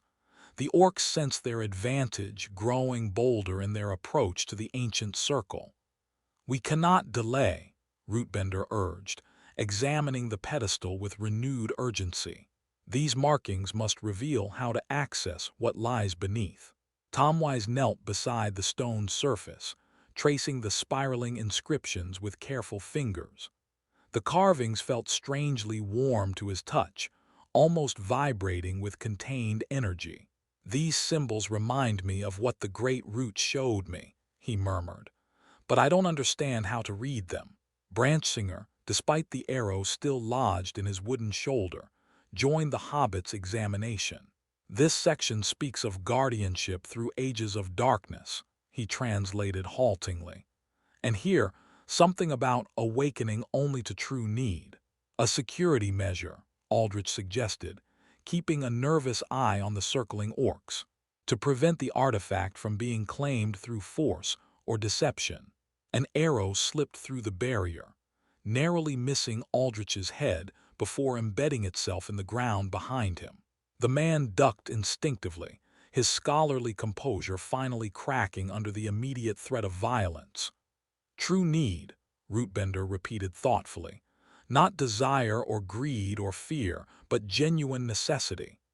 The ancient Ent placed one gnarled hand against the pedestal, his deep-set eyes closing in concentration. The oldest Entish magic responds not to words or gestures, but to intention, to the clarity of purpose behind an action. Like how I communicate with plants, Tomwise realized, through touch guided by clear intent rather than formed words. Precisely, little hobbit. Rootbender opened his eyes, which now seemed to hold an inner light similar to the glowing stones. Place your hands on the pedestal alongside mine. Your connection to growing things may prove significant here. Tomwise did as instructed, positioning his small hands beside Rootbender's massive wooden ones. The stone felt even warmer now, almost uncomfortably so, yet somehow welcoming to his touch. Now focus your thoughts, the Ent instructed, not on claiming what lies beneath, but on protecting it from misuse, on serving its original purpose rather than bending it to our immediate needs. This subtle distinction resonated with Tomwise's gardening experience. The best results always came not from forcing plants to conform to his desires, but from understanding and supporting their natural inclinations. He closed his eyes, concentrating on that familiar approach, respect for the inherent purpose of what they sought, commitment to preserving rather than exploiting. For several heartbeats, nothing happened. Then, gradually, Tomwise became aware of a new vibration passing through the stone beneath his palms, a rhythmic pulse like a sleeping heart slowly awakening. The top of the pedestal began to glow with the same green-gold light as the standing stones, the tree and stars emblem shining with particular brilliance. "It responds," Branchsinger whispered in awe. "The chamber awakens." A grinding sound emerged from beneath the pedestal as ancient mechanisms long dormant stirred once more. The flat top of the stone split along previously invisible seams, sections folding outward like the petals of a blooming flower to reveal a descent into darkness below. "Remarkable," Aldrich breathed, momentarily forgetting the danger surrounding them in his scholarly appreciation of this wonder. A mechanical system preserved and functional after countless millennia. The orcs noticed the change immediately, their harsh cries taking on new urgency. Several rushed forward simultaneously, testing the barrier at different points with their weapons. Green energy flared in response to each impact, but visibly dimmer than before. The protection was failing rapidly. "Quickly," Rootbender urged, gesturing toward the opening. "The chamber may offer protection when the barrier falls." Tomwise peered into the revealed passage. Stone steps spiraled downward into darkness, their surfaces worn smooth by age yet still perfectly functional. From below rose a cool draft carrying scents of mineral-rich earth and something else, a crystalline freshness that reminded him of mountain streams far from Fangorn. "I'll go first," he decided, surprising himself with his own courage. "I'm smallest and can move quickly." Before anyone could object, he began descending the spiral staircase, one hand trailing along the wall for balance. The steps were sized for beings larger than hobbits, requiring him to take each one with deliberate care to avoid slipping. Behind him, he heard Aldrich following, then Branchsinger's heavier tread, with Rootbender bringing up the rear. As they descended, illumination came from an unexpected source. The walls themselves began to glow with a soft silver-blue light that strengthened the deeper they went. This was no phosphorescent fungi, but something embedded within the stone itself, activated by their presence. Living light, Branchsinger identified it with wonder. Created in the elder days when the boundaries between physical material and spiritual essence were less defined. Stories tell of entire cities illuminated thus in the realms of the firstborn. The stairway descended for what felt like hundreds of feet, winding in perfect spirals before finally opening into a circular chamber, approximately 40 feet in diameter. Here, the source of light shifted to a central pool similar to, but smaller than the pool of memory they had encountered in the Deeproot Way. Instead of blue-green, this liquid glowed with pure silver radiance, casting no shadows despite its brightness. Surrounding the pool stood 7 pillars arranged to mirror the standing stones above, each carved from a different material: one white marble, one dark granite, one green jade, one red porphyry, one yellow amber, one blue lapis, and one crystalline substance that seemed to contain captured starlight. Upon each pillar rested a small bowl or font, empty save for the last crystalline column, which held what appeared to be a simple silver seed. The seed of beginning, Rootbender breathed, approaching the crystalline pillar with profound reverence. I thought it mere legend, a metaphor from the oldest songs rather than physical reality. What is it? Aldrich asked, his scholarly curiosity temporarily overcoming his fear of their pursuers above. A gift from the powers to the firstborn races of Middle-earth, Rootbender explained. A portion of the creative essence used to bring life to Arda, preserved against times of greatest need when renewal might be required. Tomwise approached the silver seed cautiously. Despite its small size, no larger than an acorn, it seemed to contain immense energy, visible as subtle patterns shifting beneath its metallic surface. "This is what the searching eye seeks," he said with sudden certainty. "This is what our dreams warned about." A crash from above interrupted their wonder, the sound of the protective barrier finally failing completely. Harsh cries of triumph echoed down the spiral staircase, followed by the clatter of armored orcs beginning their descent. "They come," Branchinger warned unnecessarily, positioning himself at the chamber entrance. "And I doubt they will respond to reason or entreaty." "We must protect the seed," Rootbender declared. "But how? We cannot fight so many, and if we remain here we are trapped." Tomwise studied the chamber with growing understanding. The arrangement was not random. The 7 pillars, the central pool, the spiral entrance, all formed a pattern he recognized from his visions in the pool of memory. This chamber wasn't designed merely to hide the seed, he realized aloud. It's meant to use it. "Use it how?" Aldrich asked. Instead of answering directly, Tomwise approached the central pool, kneeling at its edge to examine the silver liquid more closely. Unlike water, it moved with strange purposefulness, ripples forming and dissolving in mathematical patterns rather than natural randomness. When he cautiously extended his hand above the surface, the liquid responded by rising slightly toward his palm, as if eager for contact. "Rootbender," he called, an idea forming. "The empty bowls on the other pillars, what were they meant to contain?" The ancient Ent considered this question, his wooden brow furrowing in concentration. "The oldest songs speak of 7 essences representing different aspects of creation: water, stone, growth, warmth, air, dream, and spark. Together, they form the complete cycle needed for new life to emerge. And the seed contains the spark," Tomwise concluded, the pattern becoming clearer, "but requires the other 6 elements to activate its potential." The sounds of approaching orcs grew louder: harsh breathing, metal scraping against stone, guttural commands in their foul language. They had perhaps minutes before the enemy reached the chamber. "We have water," Aldrich noted pragmatically, gesturing to the central pool. "And stone surrounds us, but how can we gather the other elements in time?" Branchinger straightened suddenly, understanding dawning in his young Entish features. "We have more than that. I am a living embodiment of growth."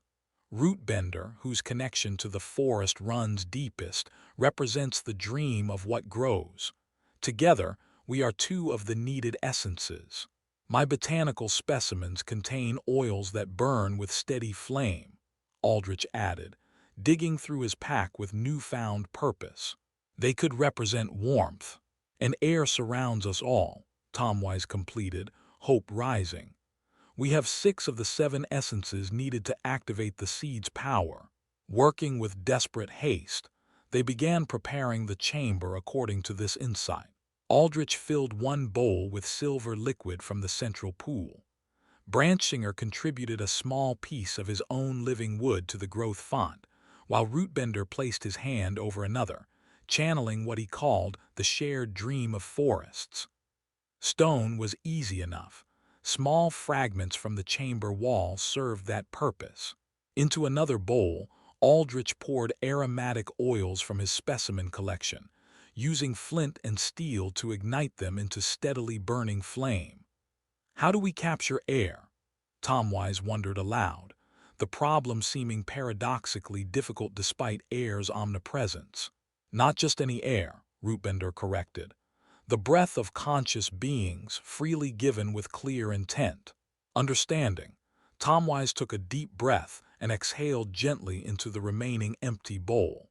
To his surprise, the air seemed to collect and remain visible as a subtle, swirling mist, rather than dissipating.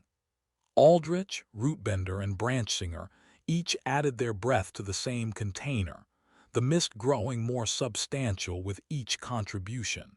The first orcs appeared at the chamber entrance just as they completed these preparations.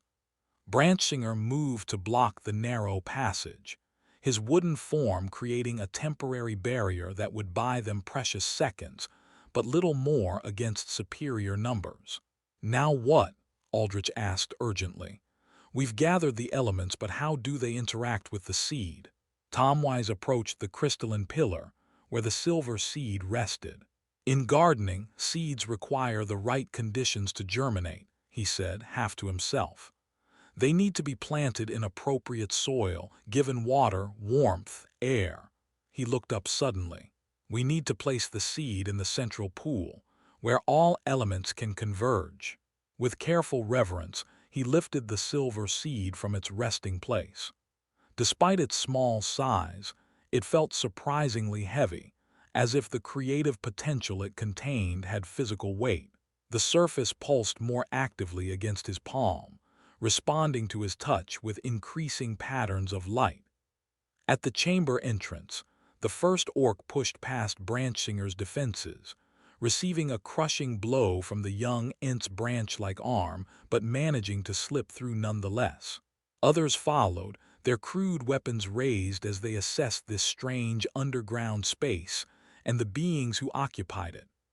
"Hurry, Tomwise," Aldrich called, drawing his hunting knife, though it would offer little protection against armored opponents. The hobbit rushed to the central pool, the seed clutched carefully in both hands. Before he could complete his task, however, an arrow whistled through the air, striking the stone near his feet. He stumbled, nearly dropping the precious artifact, and looked up to see an orc archer taking aim for a second shot. Rootbender moved with surprising speed for his enormous size, placing himself between Tomwise and the threat. "Continue the working," he commanded. "We will hold them as long as possible." As more orcs flooded into the chamber, Branchinger and Rootbender formed a defensive line, their wooden bodies absorbing blows that would have killed smaller beings. Aldrich joined them, his knife proving unexpectedly effective when targeting the creature's less protected joints and faces. Tomwise forced himself to focus on the task at hand, despite the battle unfolding around him. Kneeling at the pool's edge, he held the seed above the silver liquid, which responded by forming a miniature whirlpool directly beneath it. "Now what?" he asked aloud, though he expected no answer in the chaos of combat. To his surprise, a response came, not in words but in clear impression, as if the seed itself communicated with him through touch. It needed the other elements brought together, combined in the proper sequence before it could fulfill its purpose. Working on instinct guided by this silent communication, Tomwise moved to each pillar in turn, collecting portions of each essence in a cupped hand before returning to add them to the central pool. Water, stone, growth, warmth, air, dream. Each added to the silver liquid caused new patterns to form beneath the surface, complex geometries that seemed to represent fundamental structures of reality. Behind him, the battle grew desperate. Branchinger had taken multiple wounds, his wooden form splintered in several places, yet still fighting with determined ferocity. Rootbender used his massive strength to greater effect, swinging entire orcs against the chamber walls with devastating impact. Aldrich darted between larger opponents, his scholar's precision finding vulnerable points with surprising effectiveness. Yet the orcs' numbers told. For each one disabled, two more pushed into the chamber. Their crude tactics relied primarily on overwhelming their opponents rather than skill, but the strategy proved effective in the confined space. With all 6 elements added to the pool, Tomwise returned to his position at its edge, the seed pulsing with increasing urgency against his palm. The silver liquid now moved in complex, deliberate patterns, forming shapes and symbols that appeared momentarily before dissolving back into rippling motion. "Now," he whispered, understanding intuitively what must be done. With a gentle motion, he placed the seed into the center of the pool. For a heartbeat, nothing happened. Then the seed began to sink, descending slowly through the silver liquid despite its apparent metallic density. As it submerged, patterns of light radiated outward in concentric circles, spreading to the pool's edges before climbing up the surrounding pillars in spiraling tendrils of silver-blue energy. The chamber rumbled as ancient mechanisms stirred once again. The battle paused momentarily as both defenders and attackers stumbled, caught off guard by the sudden movement beneath their feet. The floor surrounding the central pool began to shift, sections rising or falling in patterns that matched the ripples emanating from where the seed had entered the liquid. "What's happening?" Aldrich shouted over the grinding of stone, narrowly avoiding an orc's blade as the creature regained its balance. "The chamber awakens fully," Rootbender called back, his wooden features showing a mixture of awe and apprehension.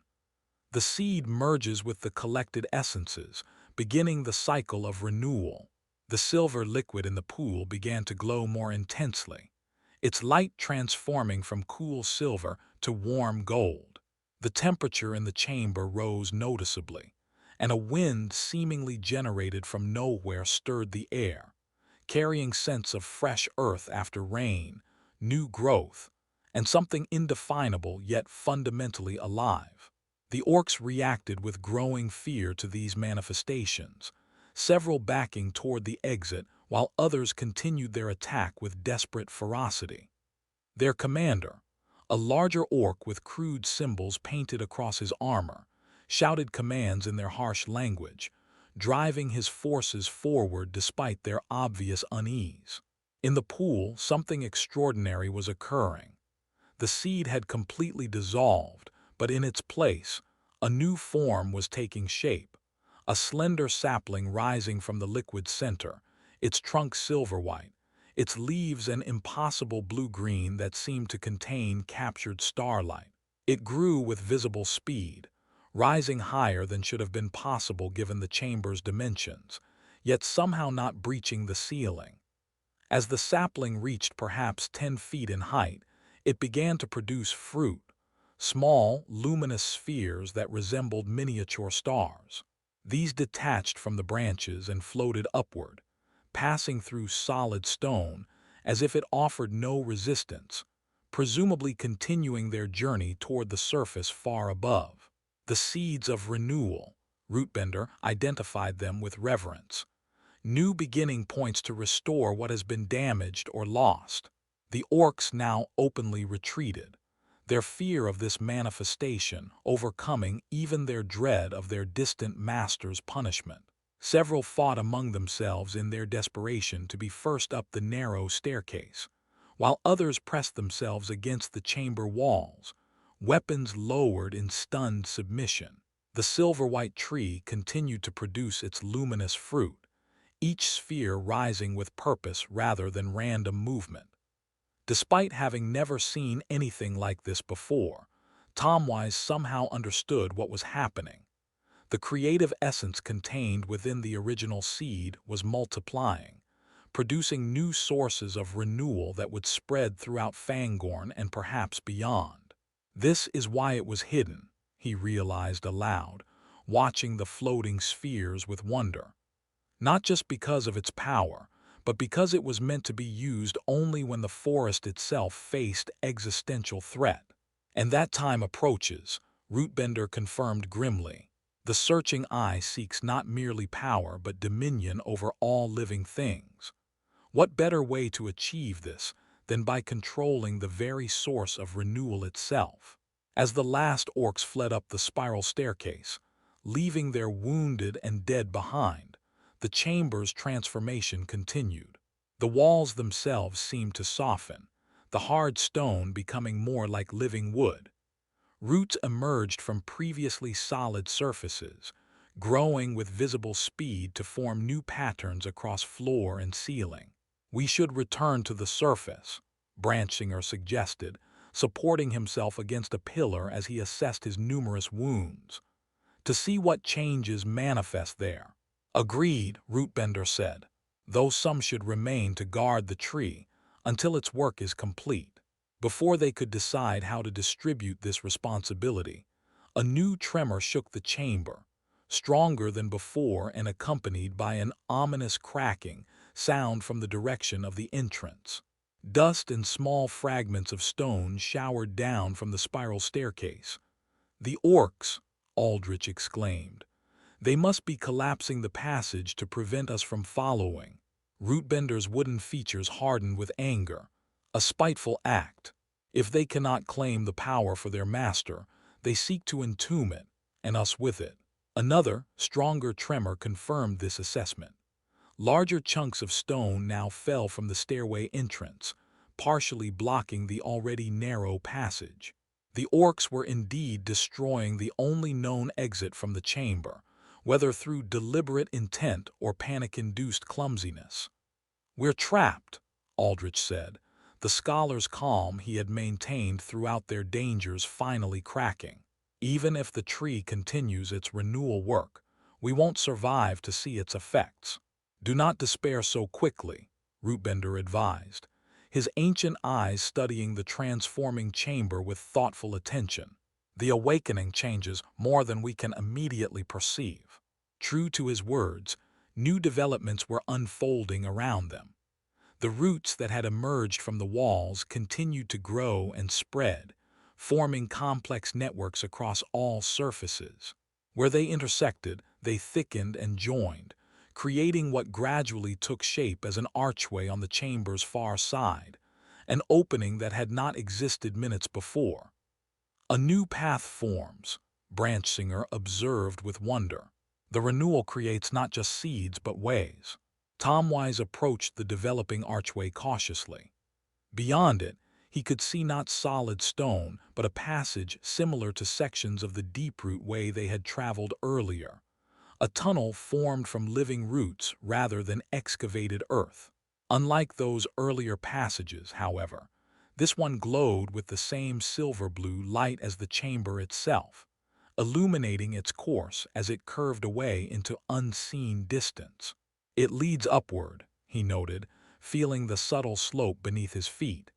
"Perhaps an alternative route to the surface, or to somewhere else entirely," Rootbender suggested. "The power awakened here extends throughout Fangorn's root systems. It may create connections to places previously separate."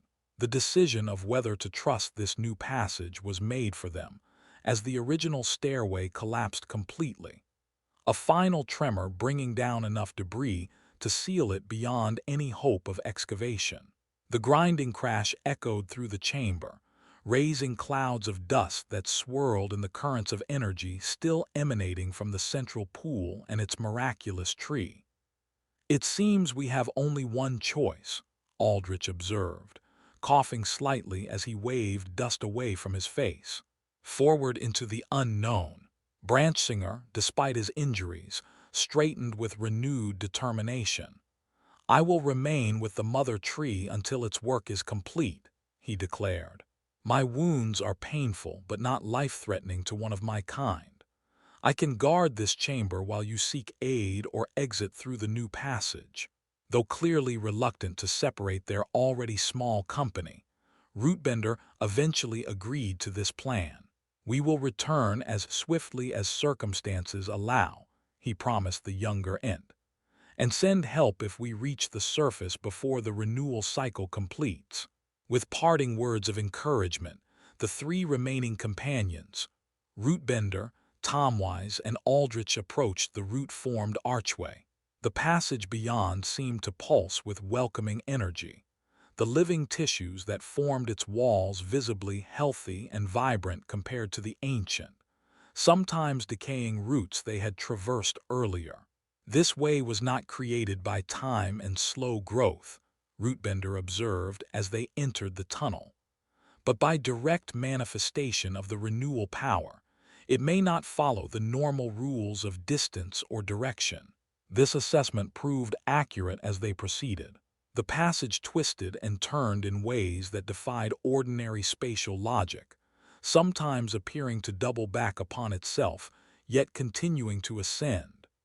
Occasionally, smaller side tunnels branched off from the main route, but they maintained their course along the primary path, guided by the consistent illumination that marked it. "Remarkable," Aldrich murmured, his scholarly fascination overcoming the trauma of their recent battle. "The structure grows more complex as we progress. Look how these support tendrils form perfect parabolic arches, a pattern requiring sophisticated understanding of weight distribution." "The renewal power works from memory stored within the seed," Rootbender explained. "It recalls forms and functions from the earliest days of creation, when the fundamental patterns of reality were established." They had traveled for perhaps 20 minutes when the character of their surroundings changed subtly. The roots forming the passage walls became larger, older, more similar to the ancient growth they had seen in the Deeproot Way. The illumination remained constant, but now supplemented by occasional gaps overhead through which natural daylight penetrated. "We approach something," Tomwise said, sensing a change in the air currents. "A larger space ahead." The tunnel widened gradually, before opening into what at first appeared to be another underground chamber of impressive size. As their eyes adjusted, however, they realized they had emerged into something quite different. The hollowed interior of an enormous tree trunk, large enough to contain a hobbit house with room to spare. Ladder-like structures formed from smaller branches connected multiple levels within this living tower, leading to openings and platforms at various heights. Light entered through knot-holes and deliberate windows carved into the massive trunk, illuminating the interior with a green-gold glow as sunlight filtered through the tree's outer foliage.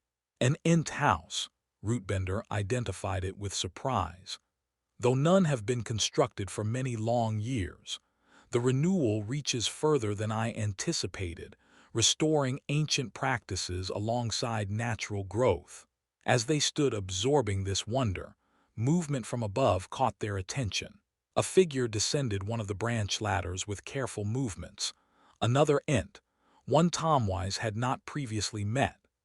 This newcomer appeared neither as ancient as Rootbender nor as young as Branchsinger, with bark of reddish-brown hue and foliage resembling autumn-touched oak leaves. "Visitors from below," the Ent observed in the slow, deliberate speech characteristic of their kind. "From the Chamber of Awakening, I presume, given the roots that delivered you here." "Indeed, Oak Branch," Rootbender confirmed, evidently recognizing this Ent despite their apparent surprise at finding his dwelling. "Though much has occurred that requires explanation." "I perceive the awakening," Oak Branch replied, gesturing toward the floor of his tree home where several of the star-like fruits had apparently emerged through the wood. "These arrived shortly before you did, bringing images and impressions of recent events. The renewal begins throughout Fangorn, Trees long dormant stir with new awareness. Roots damaged by drought or blight heal and strengthen. Even the air itself carries more vivid life essence than it has in many seasons. Then the seed fulfills its purpose, Rootbender said with evident satisfaction, though its awakening came through dire circumstance rather than planned intent. Briefly, they shared their experiences with Oak Branch, the dreams that had drawn them together, the orc's attempt to claim the seed, the transformation of the ancient chamber, and Branchsinger's decision to remain as guardian of the new-grown tree. A wise choice, Oak Branch approved. The mother tree will require protection until its cycle completes. Already, I have felt tremors of opposition from beyond our borders. The power that sought the seed now perceives its awakening and rages against this development. We must warn the other Ents, Rootbender declared. Call an Ent moot such as has not occurred in many long years. The forest must unite in awareness and purpose if we are to protect what has begun. Already underway, Oak Branch assured him. The renewal itself communicates through root and branch, awakening even the most distant and dormant shepherds. They come from all corners of Fangorn, drawn by impulses older than conscious thought. He gestured toward one of the window-like openings in his tree home. See for yourselves, the gathering begins. Approaching the opening, they looked out upon a scene that took Tomwise's breath away. From their elevated position, apparently quite high in what must be one of Fangorn's largest trees, they could see across a vast expanse of the ancient forest. In the distance, moving with the slow deliberation characteristic of their kind, came Ents, dozens of them, perhaps hundreds, each distinct in appearance yet unmistakably of the same ancient race. They converged from all directions, following no visible paths but making straight courses toward what Tomwise now realized must be the Entmoot stones directly below their position. So many, he whispered in awe. I never imagined there were still so many Ents in Middle-earth. Many have slept the deep sleep, Rootbender explained, becoming tree-ish and dormant as the world changed around them, preserving their strength against future need. Now the renewal calls them back to active guardianship. And not only Ents respond, Oak Branch added, pointing toward different movement visible at the forest's edges. Look there and there. Squinting against the afternoon sunlight, Tomwise made out other figures approaching Fangorn from outside its boundaries. Humanoid but not human, moving with grace that suggested elven kind. Who are they? Elves from Lothlorien, Oak Branch identified them. The wood dwellers whose realm borders Fangorn to the north. They too have felt the renewal's influence, recognizing its significance for all who value living things. And beyond them, Aldrich asked, pointing toward yet more distant movement barely visible on the horizon. Oak Branch's wooden features shifted into an expression of wonder touched with uncertainty. That, I cannot say with certainty. The renewal reaches further than anticipated, calling to awareness even those long thought lost or departed. Rootbender moved closer to the window, his ancient eyes focusing on the distant figures with intense concentration. For several long moments, he stood perfectly still, not even the normal creaking of his wooden joints disturbing the silence. Then, with a sound like wind through ancient branches, he spoke a single word that sent shivers of possibility through Tomwise's heart. Entwives. The implications of this identification hung in the air like autumn leaves suspended before falling. The Entwives, long lost, long sought, long mourned, potentially returning in response to the renewal's call. If true, it represented a restoration beyond anything they might have hoped when placing the seed in its activating pool. Can you be certain? Aldrich asked, squinting at the distant horizon. At this range, details are difficult to discern. Not absolutely certain, Rootbender admitted. But my heart recognizes something in their movement that awakens memories long dormant. They come from the east, where the Entwives were last known to establish their gardens before the darkness of previous ages swept them away. The renewal seeks wholeness, Oakbranch suggested thoughtfully, restoration of what was separated or broken. If any Entwives still exist in Middle-earth, even in changed form, the awakening power would call to them most strongly of all. This possibility filled the tree home with charged silence, each being present contemplating implications too profound for casual discussion. If the Entwives indeed returned, it would mean not just renewal of the forest but potential rebirth of the Ent race itself. New saplings, new shepherds, continuation of a lineage that had faced slow extinction for countless centuries. We should descend to the Entmoot stones, Rootbender decided finally, to witness what gathers there and offer what guidance we can regarding the renewal's origin and purpose. And to seek Willowshade, Tomwise added, suddenly remembering their separated companion. If he survived the confrontation in the Deeproot Way, he may have reached the surface by now. Oakbranch led them down through his remarkable dwelling, via a series of branch ladders and platforms that spiraled through the enormous trunk. The craftsmanship displayed in these structures impressed even Aldrich, whose scholarly appreciation for technical achievement had been repeatedly tested throughout their journey.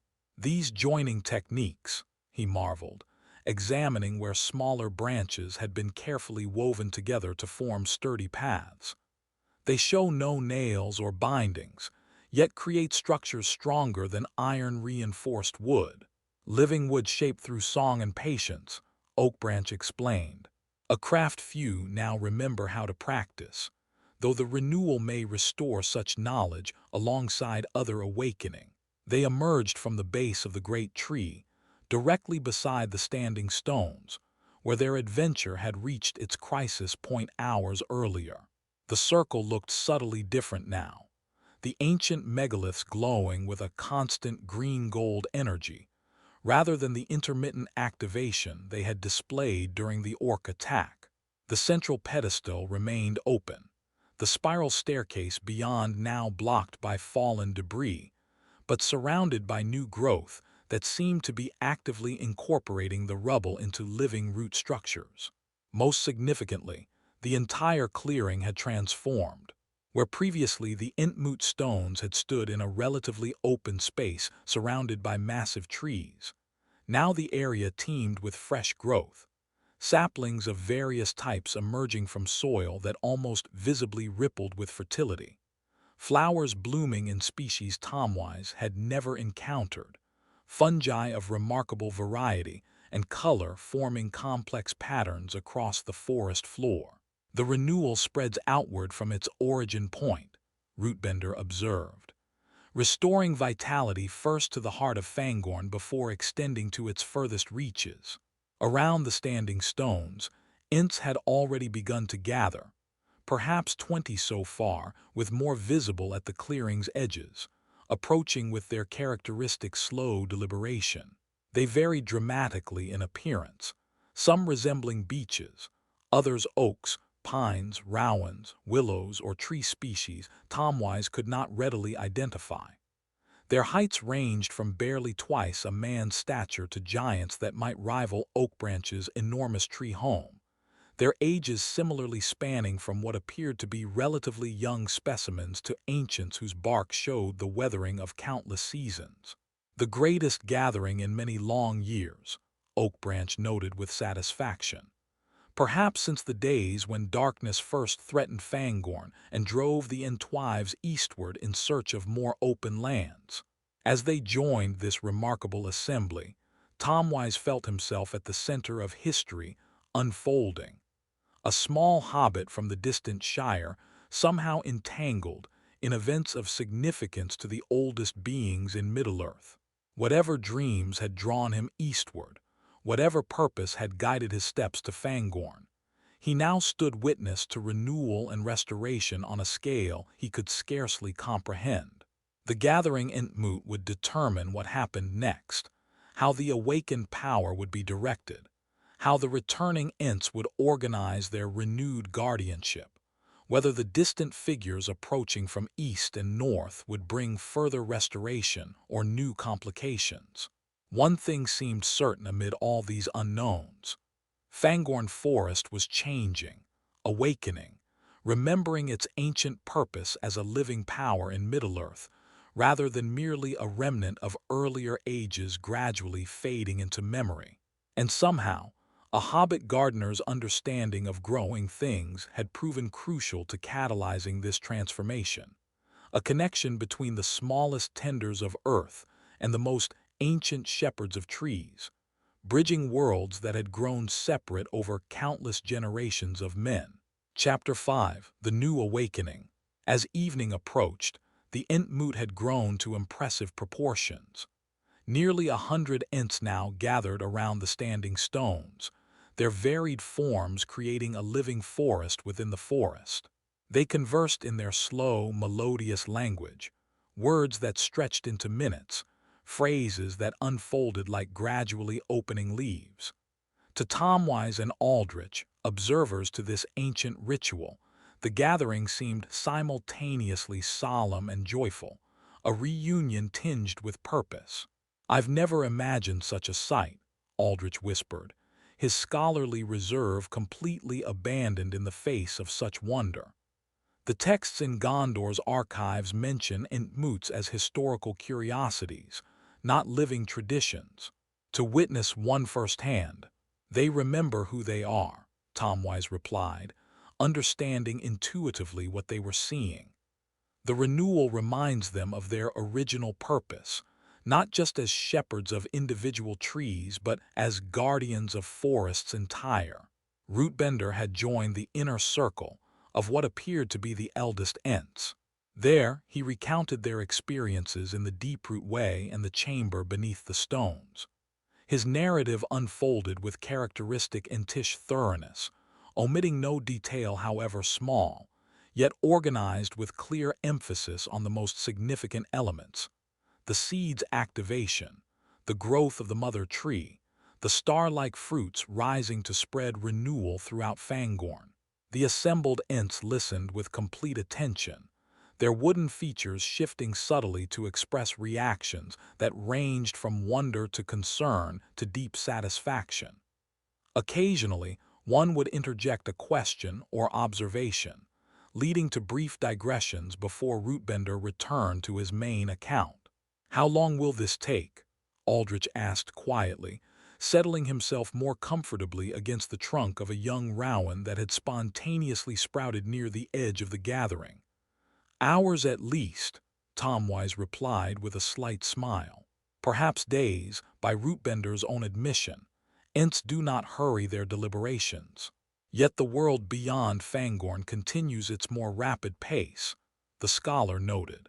"The forces that sought the seed may regroup, return with greater numbers or different strategies." This sobering observation reminded them that the marvel they witnessed remained threatened. The searching eye, whoever or whatever directed it, had not abandoned its purpose simply because its first attempt had failed. Indeed, the awakening power might only intensify its determination to claim or destroy what it could not control. Their contemplation was interrupted by movement at the Entmoot's periphery. A new figure approached from the north, moving with obvious haste unlikely for an Ent. As it drew closer, Tomwise recognized the distinctive silhouette of Willowshade, appearing remarkably intact despite the confrontation they had left him to face in the Deeproot Way. "Willowshade lives," he exclaimed, jumping to his feet. "But how did he escape the tunnels?" The Ent made his way directly to where they waited, his wooden features displaying what Tomwise had learned to recognize as urgency despite their alien configuration. "Little friends," he greeted them, voice creaking with evident relief. "You survived the chamber's awakening.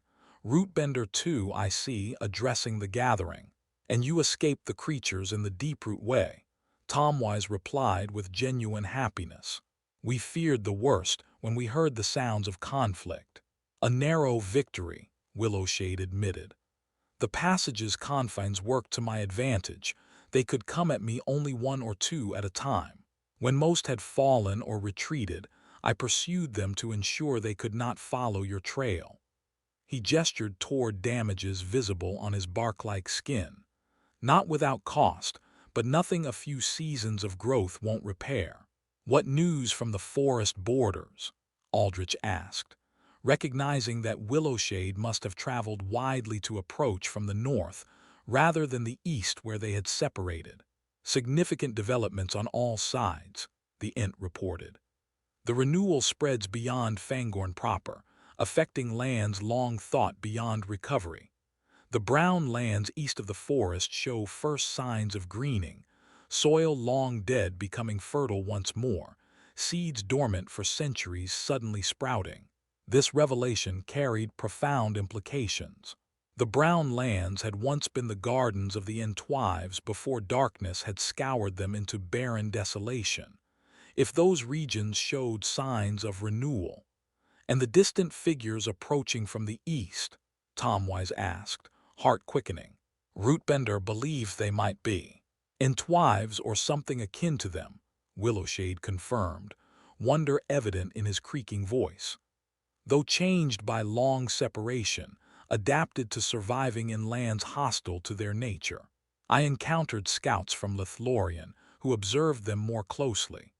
Beings neither fully Ent nor fully tree, yet carrying the unmistakable essence of those we long believed lost forever. This confirmation sent waves of emotion through the hobbit. The implications extended beyond mere reunion of separated peoples. It suggested healing of ancient wounds, restoration of balance long disrupted in Middle-earth. If the Entwives returned, even in altered form, the Ents need no longer face slow, inevitable decline into memory and myth. There is more, Willowshade continued, his tone growing more serious. The renewal awakens opposition as well as support.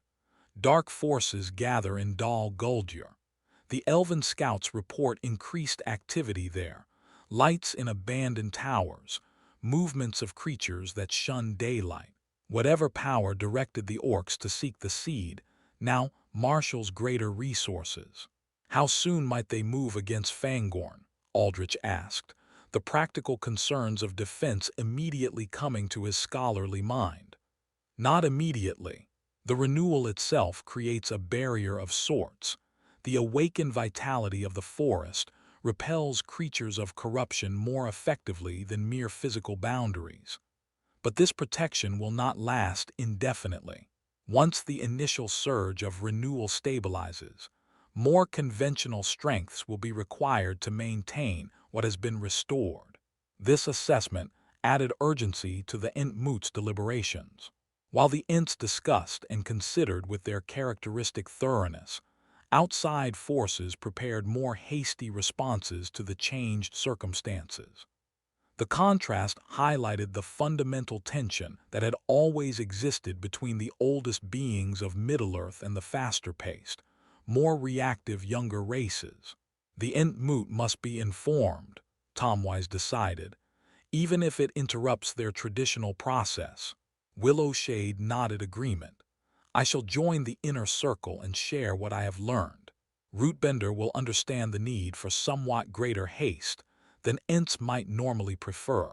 As Willowshade moved to join the central gathering, Tomwise and Aldrich exchanged concerned glances.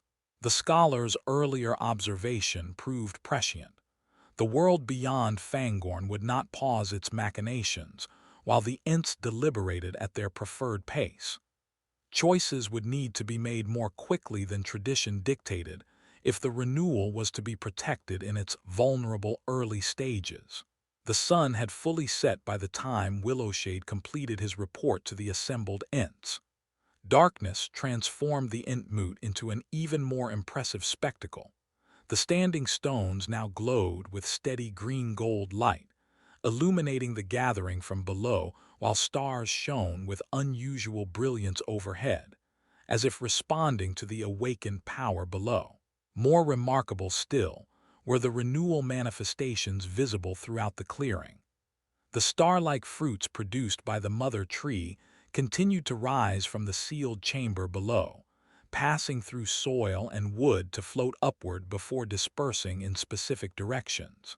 Wherever they touched ground, immediate growth erupted, flowers blooming in real time, saplings sprouting and reaching skyward with visible progress, fungi emerging in complex, mathematically precise patterns. Like watching 100 years of growth compressed into moments, Aldrich marveled, his exhaustion temporarily forgotten as he documented these phenomena in his journal. The renewal accelerates natural processes without seeming to distort them. Each plant follows its normal development sequence, simply at unprecedented speed. Not just speed, Tomwise noted, his gardener's eye catching subtle differences. Vitality and resilience too. Look how those seedlings establish deeper root systems than normal, how their structures incorporate greater flexibility against wind or drought. The hobbit found himself simultaneously awed by the spectacle and professionally appreciative of its technical aspects. As a gardener, he recognized the genius in these accelerated growths. They weren't merely faster versions of normal plants but optimized variants, incorporating resilience against typical threats while maintaining their essential nature. The Entwives' deliberations continued through the night, though with greater focus and purpose after Willowshade's report. Decisions appeared to be forming, manifest in changing patterns of movement among the assembled Ents. Some moved outward to establish what looked like perimeter positions around the central gathering, while others formed smaller discussion groups focused on specific aspects of their collective response. Near midnight, Branchsinger emerged unexpectedly from the rubble-covered stairway that led to the chamber below. The young Ent had somehow found or created an alternative path upward, his wooden form showing signs of healing already in progress, despite the serious wounds he had suffered during the battle with the orcs. "The mother tree stabilizes," he reported to the inner circle after joining them. "Its initial production of renewal seeds continues but at decreasing frequency. It enters a sustainable pattern, rather than the urgent dispersal of its early awakening." This news prompted what appeared to be a final phase of deliberation among the eldest Ents. Rootbender, Willowshade, and several others whose names Tomwise had not yet learned engaged in an intensive discussion that, while still methodical by Entish standards, showed greater concision than their earlier exchanges. Finally, as dawn approached, Rootbender separated from the inner circle and made his way toward where Tomwise and Aldrich had eventually succumbed to exhaustion, sleeping fitfully against the trunk of the still-growing rowan sapling. "Little friends," the ancient Ent called softly, rousing them from slumber. "The Entmoot reaches its decisions. You should hear them, having played such crucial roles in bringing about the renewal." Groggily, they followed Rootbender to the inner circle, where the eldest Ents had arranged themselves in a formation that somehow conveyed formal authority despite its organic, asymmetrical nature. At the center stood an Ent Tomwise had not previously met, incredibly ancient, with bark so deeply furrowed it resembled canyons in miniature, and foliage so sparse it seemed barely alive. Yet power radiated from this being, not the obvious vital energy of younger Ents but something deeper, more fundamental, like the patient strength of mountains. Aldrich, Rootbender introduced this remarkable being, oldest of all Ents still walking, awakened in the First Age when the world was young. He emerges from tree-ish dormancy only in times of greatest significance.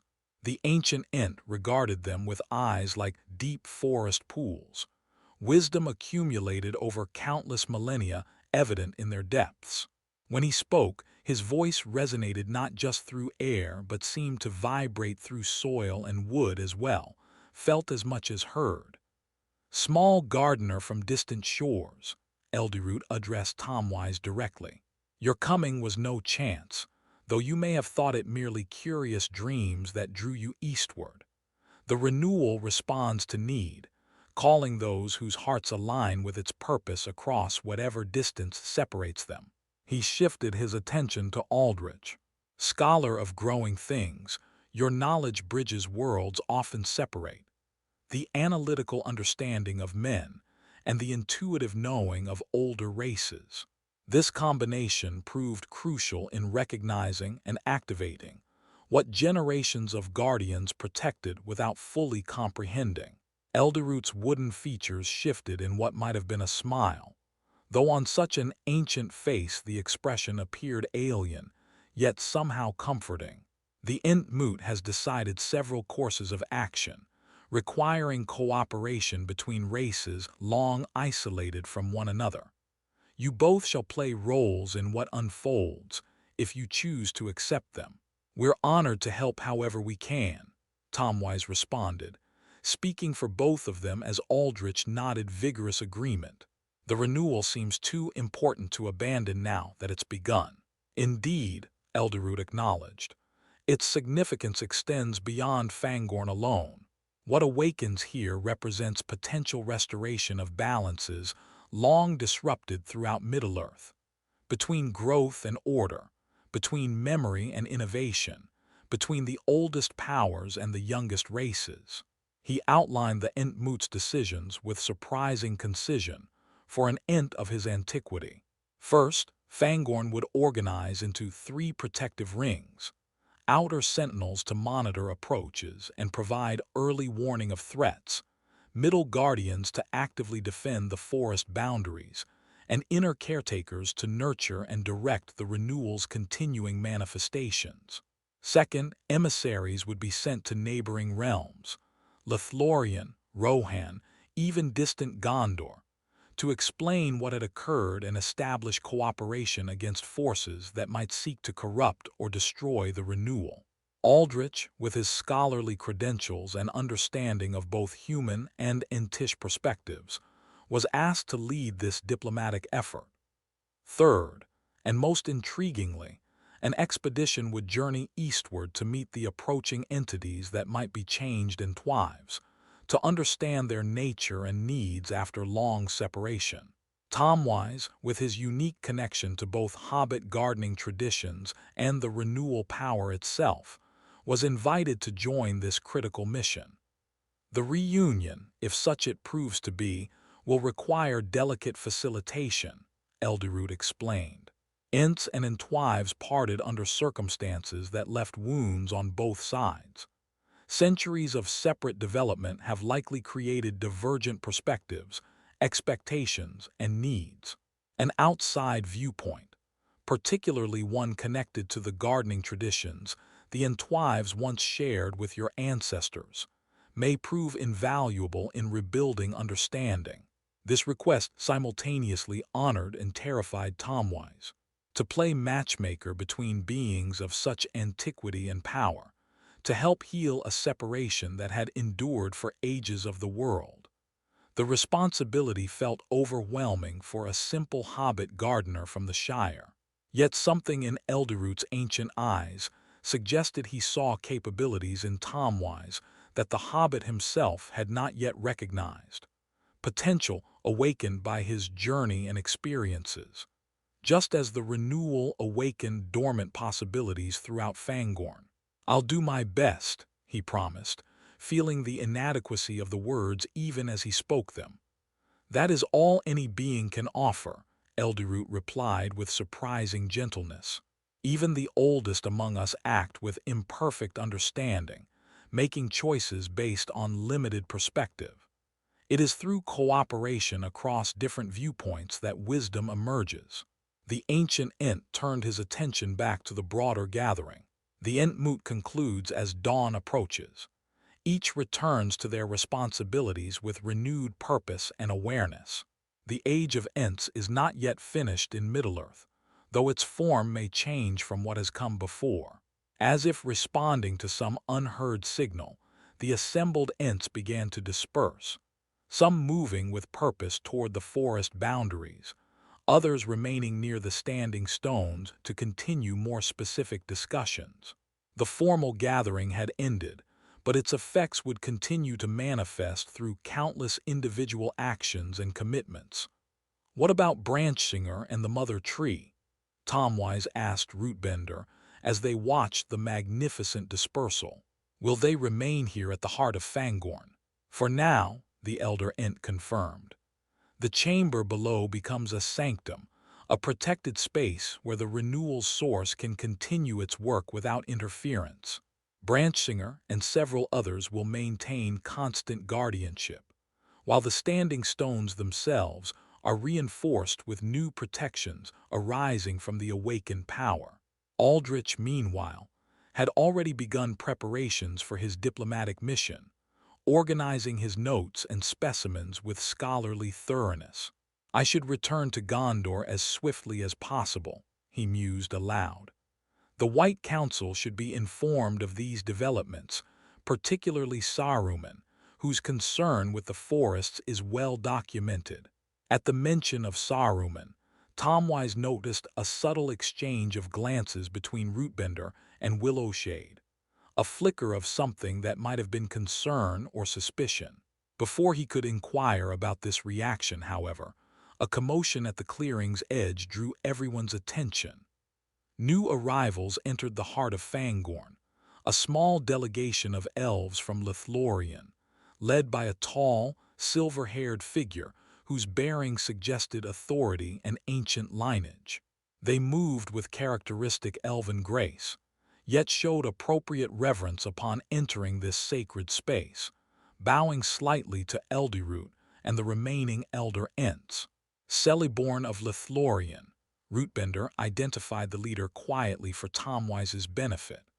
Husband to Galadriel, the Lady of Light, and co-ruler of the Golden Wood. His coming in person, rather than sending lesser emissaries, signifies the importance with which the elves view the renewal. The elven lord approached the inner circle, offering formal greetings in a language that seemed to blend Sindarin elegance with Entish deliberation. Clearly an ancient ceremonial tongue, reserved for communications between these elder races. Aldrich responded in kind, the exchange fulfilling protocols established millennia ago when elves and Ents first formed alliances against shared threats. When these formalities concluded, Celeborn addressed the gathered Ents in the common tongue, ensuring all present could understand his message. "The awakening power has been felt even in Kara's Galadhen," he explained. "Our most ancient Malorn trees respond with unseasonal blooming, while dormant seeds long preserved in our deepest vaults suddenly stir with life." Lady Galadriel herself recognized the signature of this renewal, a power not seen in Middle-earth since before the breaking of Beleriand. This reference to lands destroyed at the end of the First Age underscored both Celeborn's personal antiquity and the historical significance of current events. The elven lord continued, his melodious voice carrying easily throughout the clearing. "We come offering alliance as in days of old. Lothlorien's borders shall be extended southward, creating a continuous protected corridor between our realms. Our warriors will patrol these lands alongside your outer sentinels, while our loremasters stand ready to share what ancient knowledge might serve the renewal's protection." This generous offer was received with obvious appreciation by the Ents. What might have required hours of negotiation between younger races was accepted with dignified nods of agreement. Ancient trust requiring no elaborate guarantees or conditions. "There is more you should know," Celeborn added, his expression growing more somber. "The stirring in Dal Guldur intensifies. Our scouts report movement of forces unlike the random, disorganized evil that has occupied those ruins in recent centuries. A will directs these gatherings, a consciousness with purpose and knowledge beyond ordinary servants of darkness." "The searching eye from Tomwise's visions," Willowshade suggested, now aware that what it sought has awakened beyond its reach. "Perhaps," Celeborn acknowledged. Our Lady perceives shadows of intent rather than specific identity. Whatever power moves against the renewal, it possesses both patience and cunning alongside its malice. The initial assault using common orcs may have been merely a test, an expendable force sent to evaluate defenses rather than with genuine expectation of success. This assessment confirmed concerns already raised during the Ent moot. The renewal had begun successfully, but forces opposed to its spread were gathering strength for more substantial confrontation. The Ents' characteristic patience and deliberation would need to be balanced with preparedness for more immediate threats. We appreciate both your warning and your offered alliance, Aldrich responded after suitable consideration. The renewal benefits all who value life and growth throughout Middle-earth. United guardianship serves our shared interest in a world where balance between order and wildness can be restored. As this exchange continued, Tomwise found himself reflecting on the extraordinary journey that had brought him to this moment. What had begun with curious dreams in his small hobbiton garden had expanded into involvement with events of historical significance, affecting the oldest powers still active in Middle-earth. His simple hobbit perspective had somehow proved crucial in awakening potentials dormant for ages, a reminder that even the smallest beings could catalyze changes affecting the greatest. The day progressed with further planning and preparation. Maps were consulted, boundaries discussed, responsibilities assigned. The Elven delegation provided valuable intelligence regarding lands beyond Fangorn, while the Ents shared their deep knowledge of the forest's internal resources and vulnerabilities. Throughout these discussions, the renewal continued its visible work. New growth emerged in patterns of remarkable complexity and beauty, while the air itself seemed to grow richer, more vibrant with life essence. By midday, specific missions had been organized. Aldrich would depart westward with an elven escort, carrying formal communications to both Rohan and Gondor regarding the renewal and its significance. Tomwise would journey eastward with Rootbender, Willowshade, and several other Ents to meet the approaching entities that might be transformed in Entwives. Various defensive positions would be established and maintained by both Ents and Elves, creating overlapping zones of protection around the heart of Fangorn, where the Mother Tree continued its work. As they prepared for these departures, Tomwise sought a private moment with Branchsinger, who would remain as guardian of the chamber below. The young Ent had recovered remarkably well from wounds that would have been fatal to most beings, the renewal's influence apparently accelerating his natural healing abilities.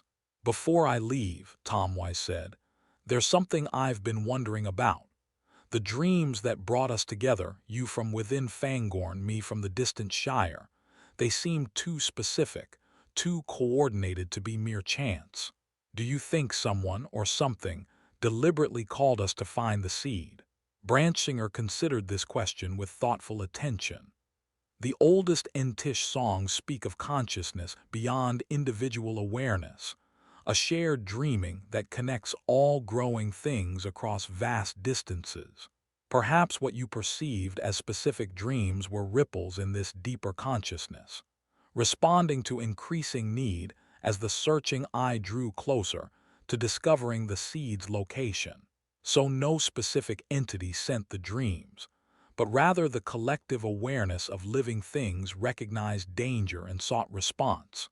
Something like that, the Ent agreed, though such explanations reach the limits of what can be expressed in words.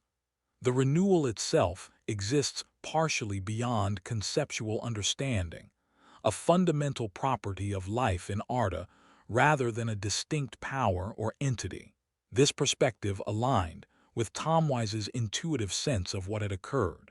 The seed and its activation represented not the introduction of something new into Middle-earth, but rather the awakening of potential always present, temporarily dormant but never truly absent from the world's fundamental nature. "Will you be all right here?" the hobbit asked, genuine concern in his voice despite the obvious power difference between them. Guarding the mother tree seems both an honor and a considerable responsibility. Branchsinger's wooden features shifted into what Tomwise had learned to recognize as a smile. "I am where I need to be, doing what I was always meant to do, though I didn't recognize it before the dreams began." Perhaps that certainty of purpose is the greatest gift the renewal offers, clarity about one's place in the greater pattern. This sentiment stayed with Tomwise as final preparations were made for departure. His own sense of purpose had similarly crystallized throughout their journey. What had begun as curious exploration had transformed into committed service to something larger than himself, a cause that aligned with his deepest values regarding the nurturing of growing things and the balance between different forms of life. As evening approached, the eastward expedition gathered at the edge of the heart of Fangorn. Alongside Rootbender and Willowshade stood three other Ents selected for their diplomatic skills and connection to the oldest memories of their kind.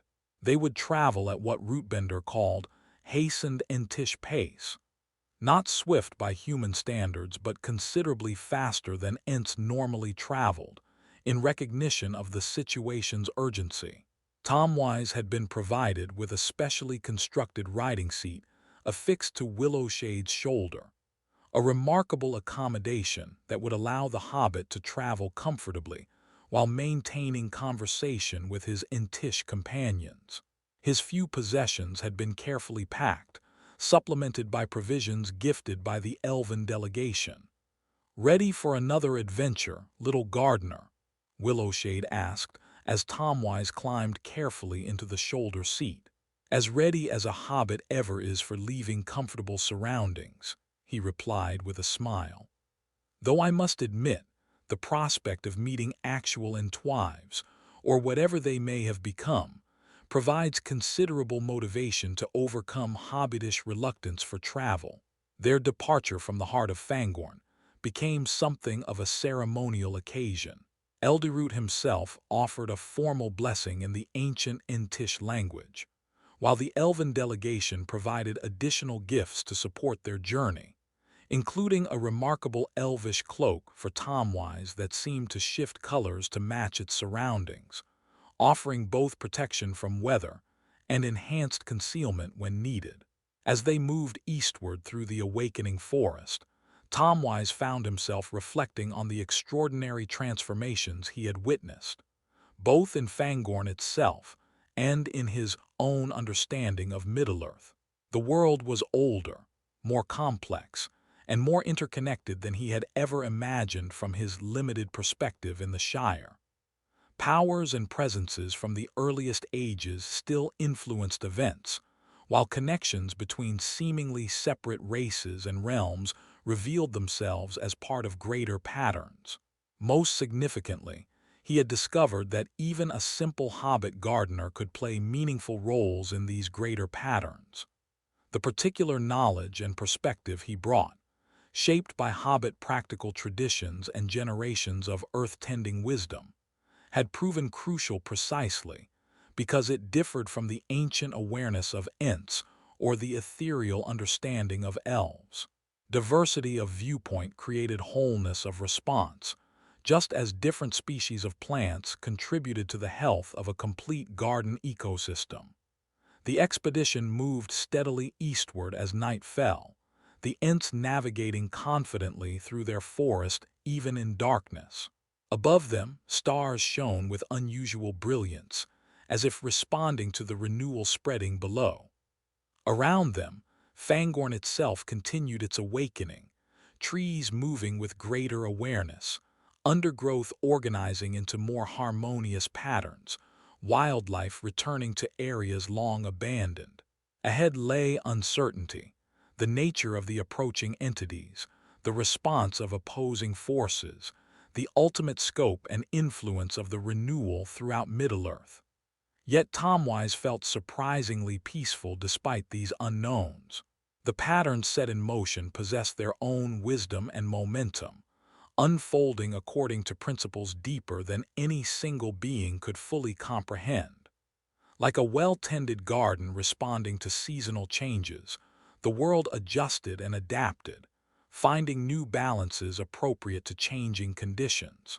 The hobbit's role was not to control this process, but to nurture it where possible, to remove obstacles to natural flourishing, to appreciate the remarkable beauty that emerged through these endless cycles of renewal and transformation. As they passed beyond the traditional boundaries of Fangorn into lands long barren, but now showing first signs of reawakening fertility, Tomwise settled comfortably into his traveling seat. The journey ahead would undoubtedly bring new challenges and wonders in equal measure.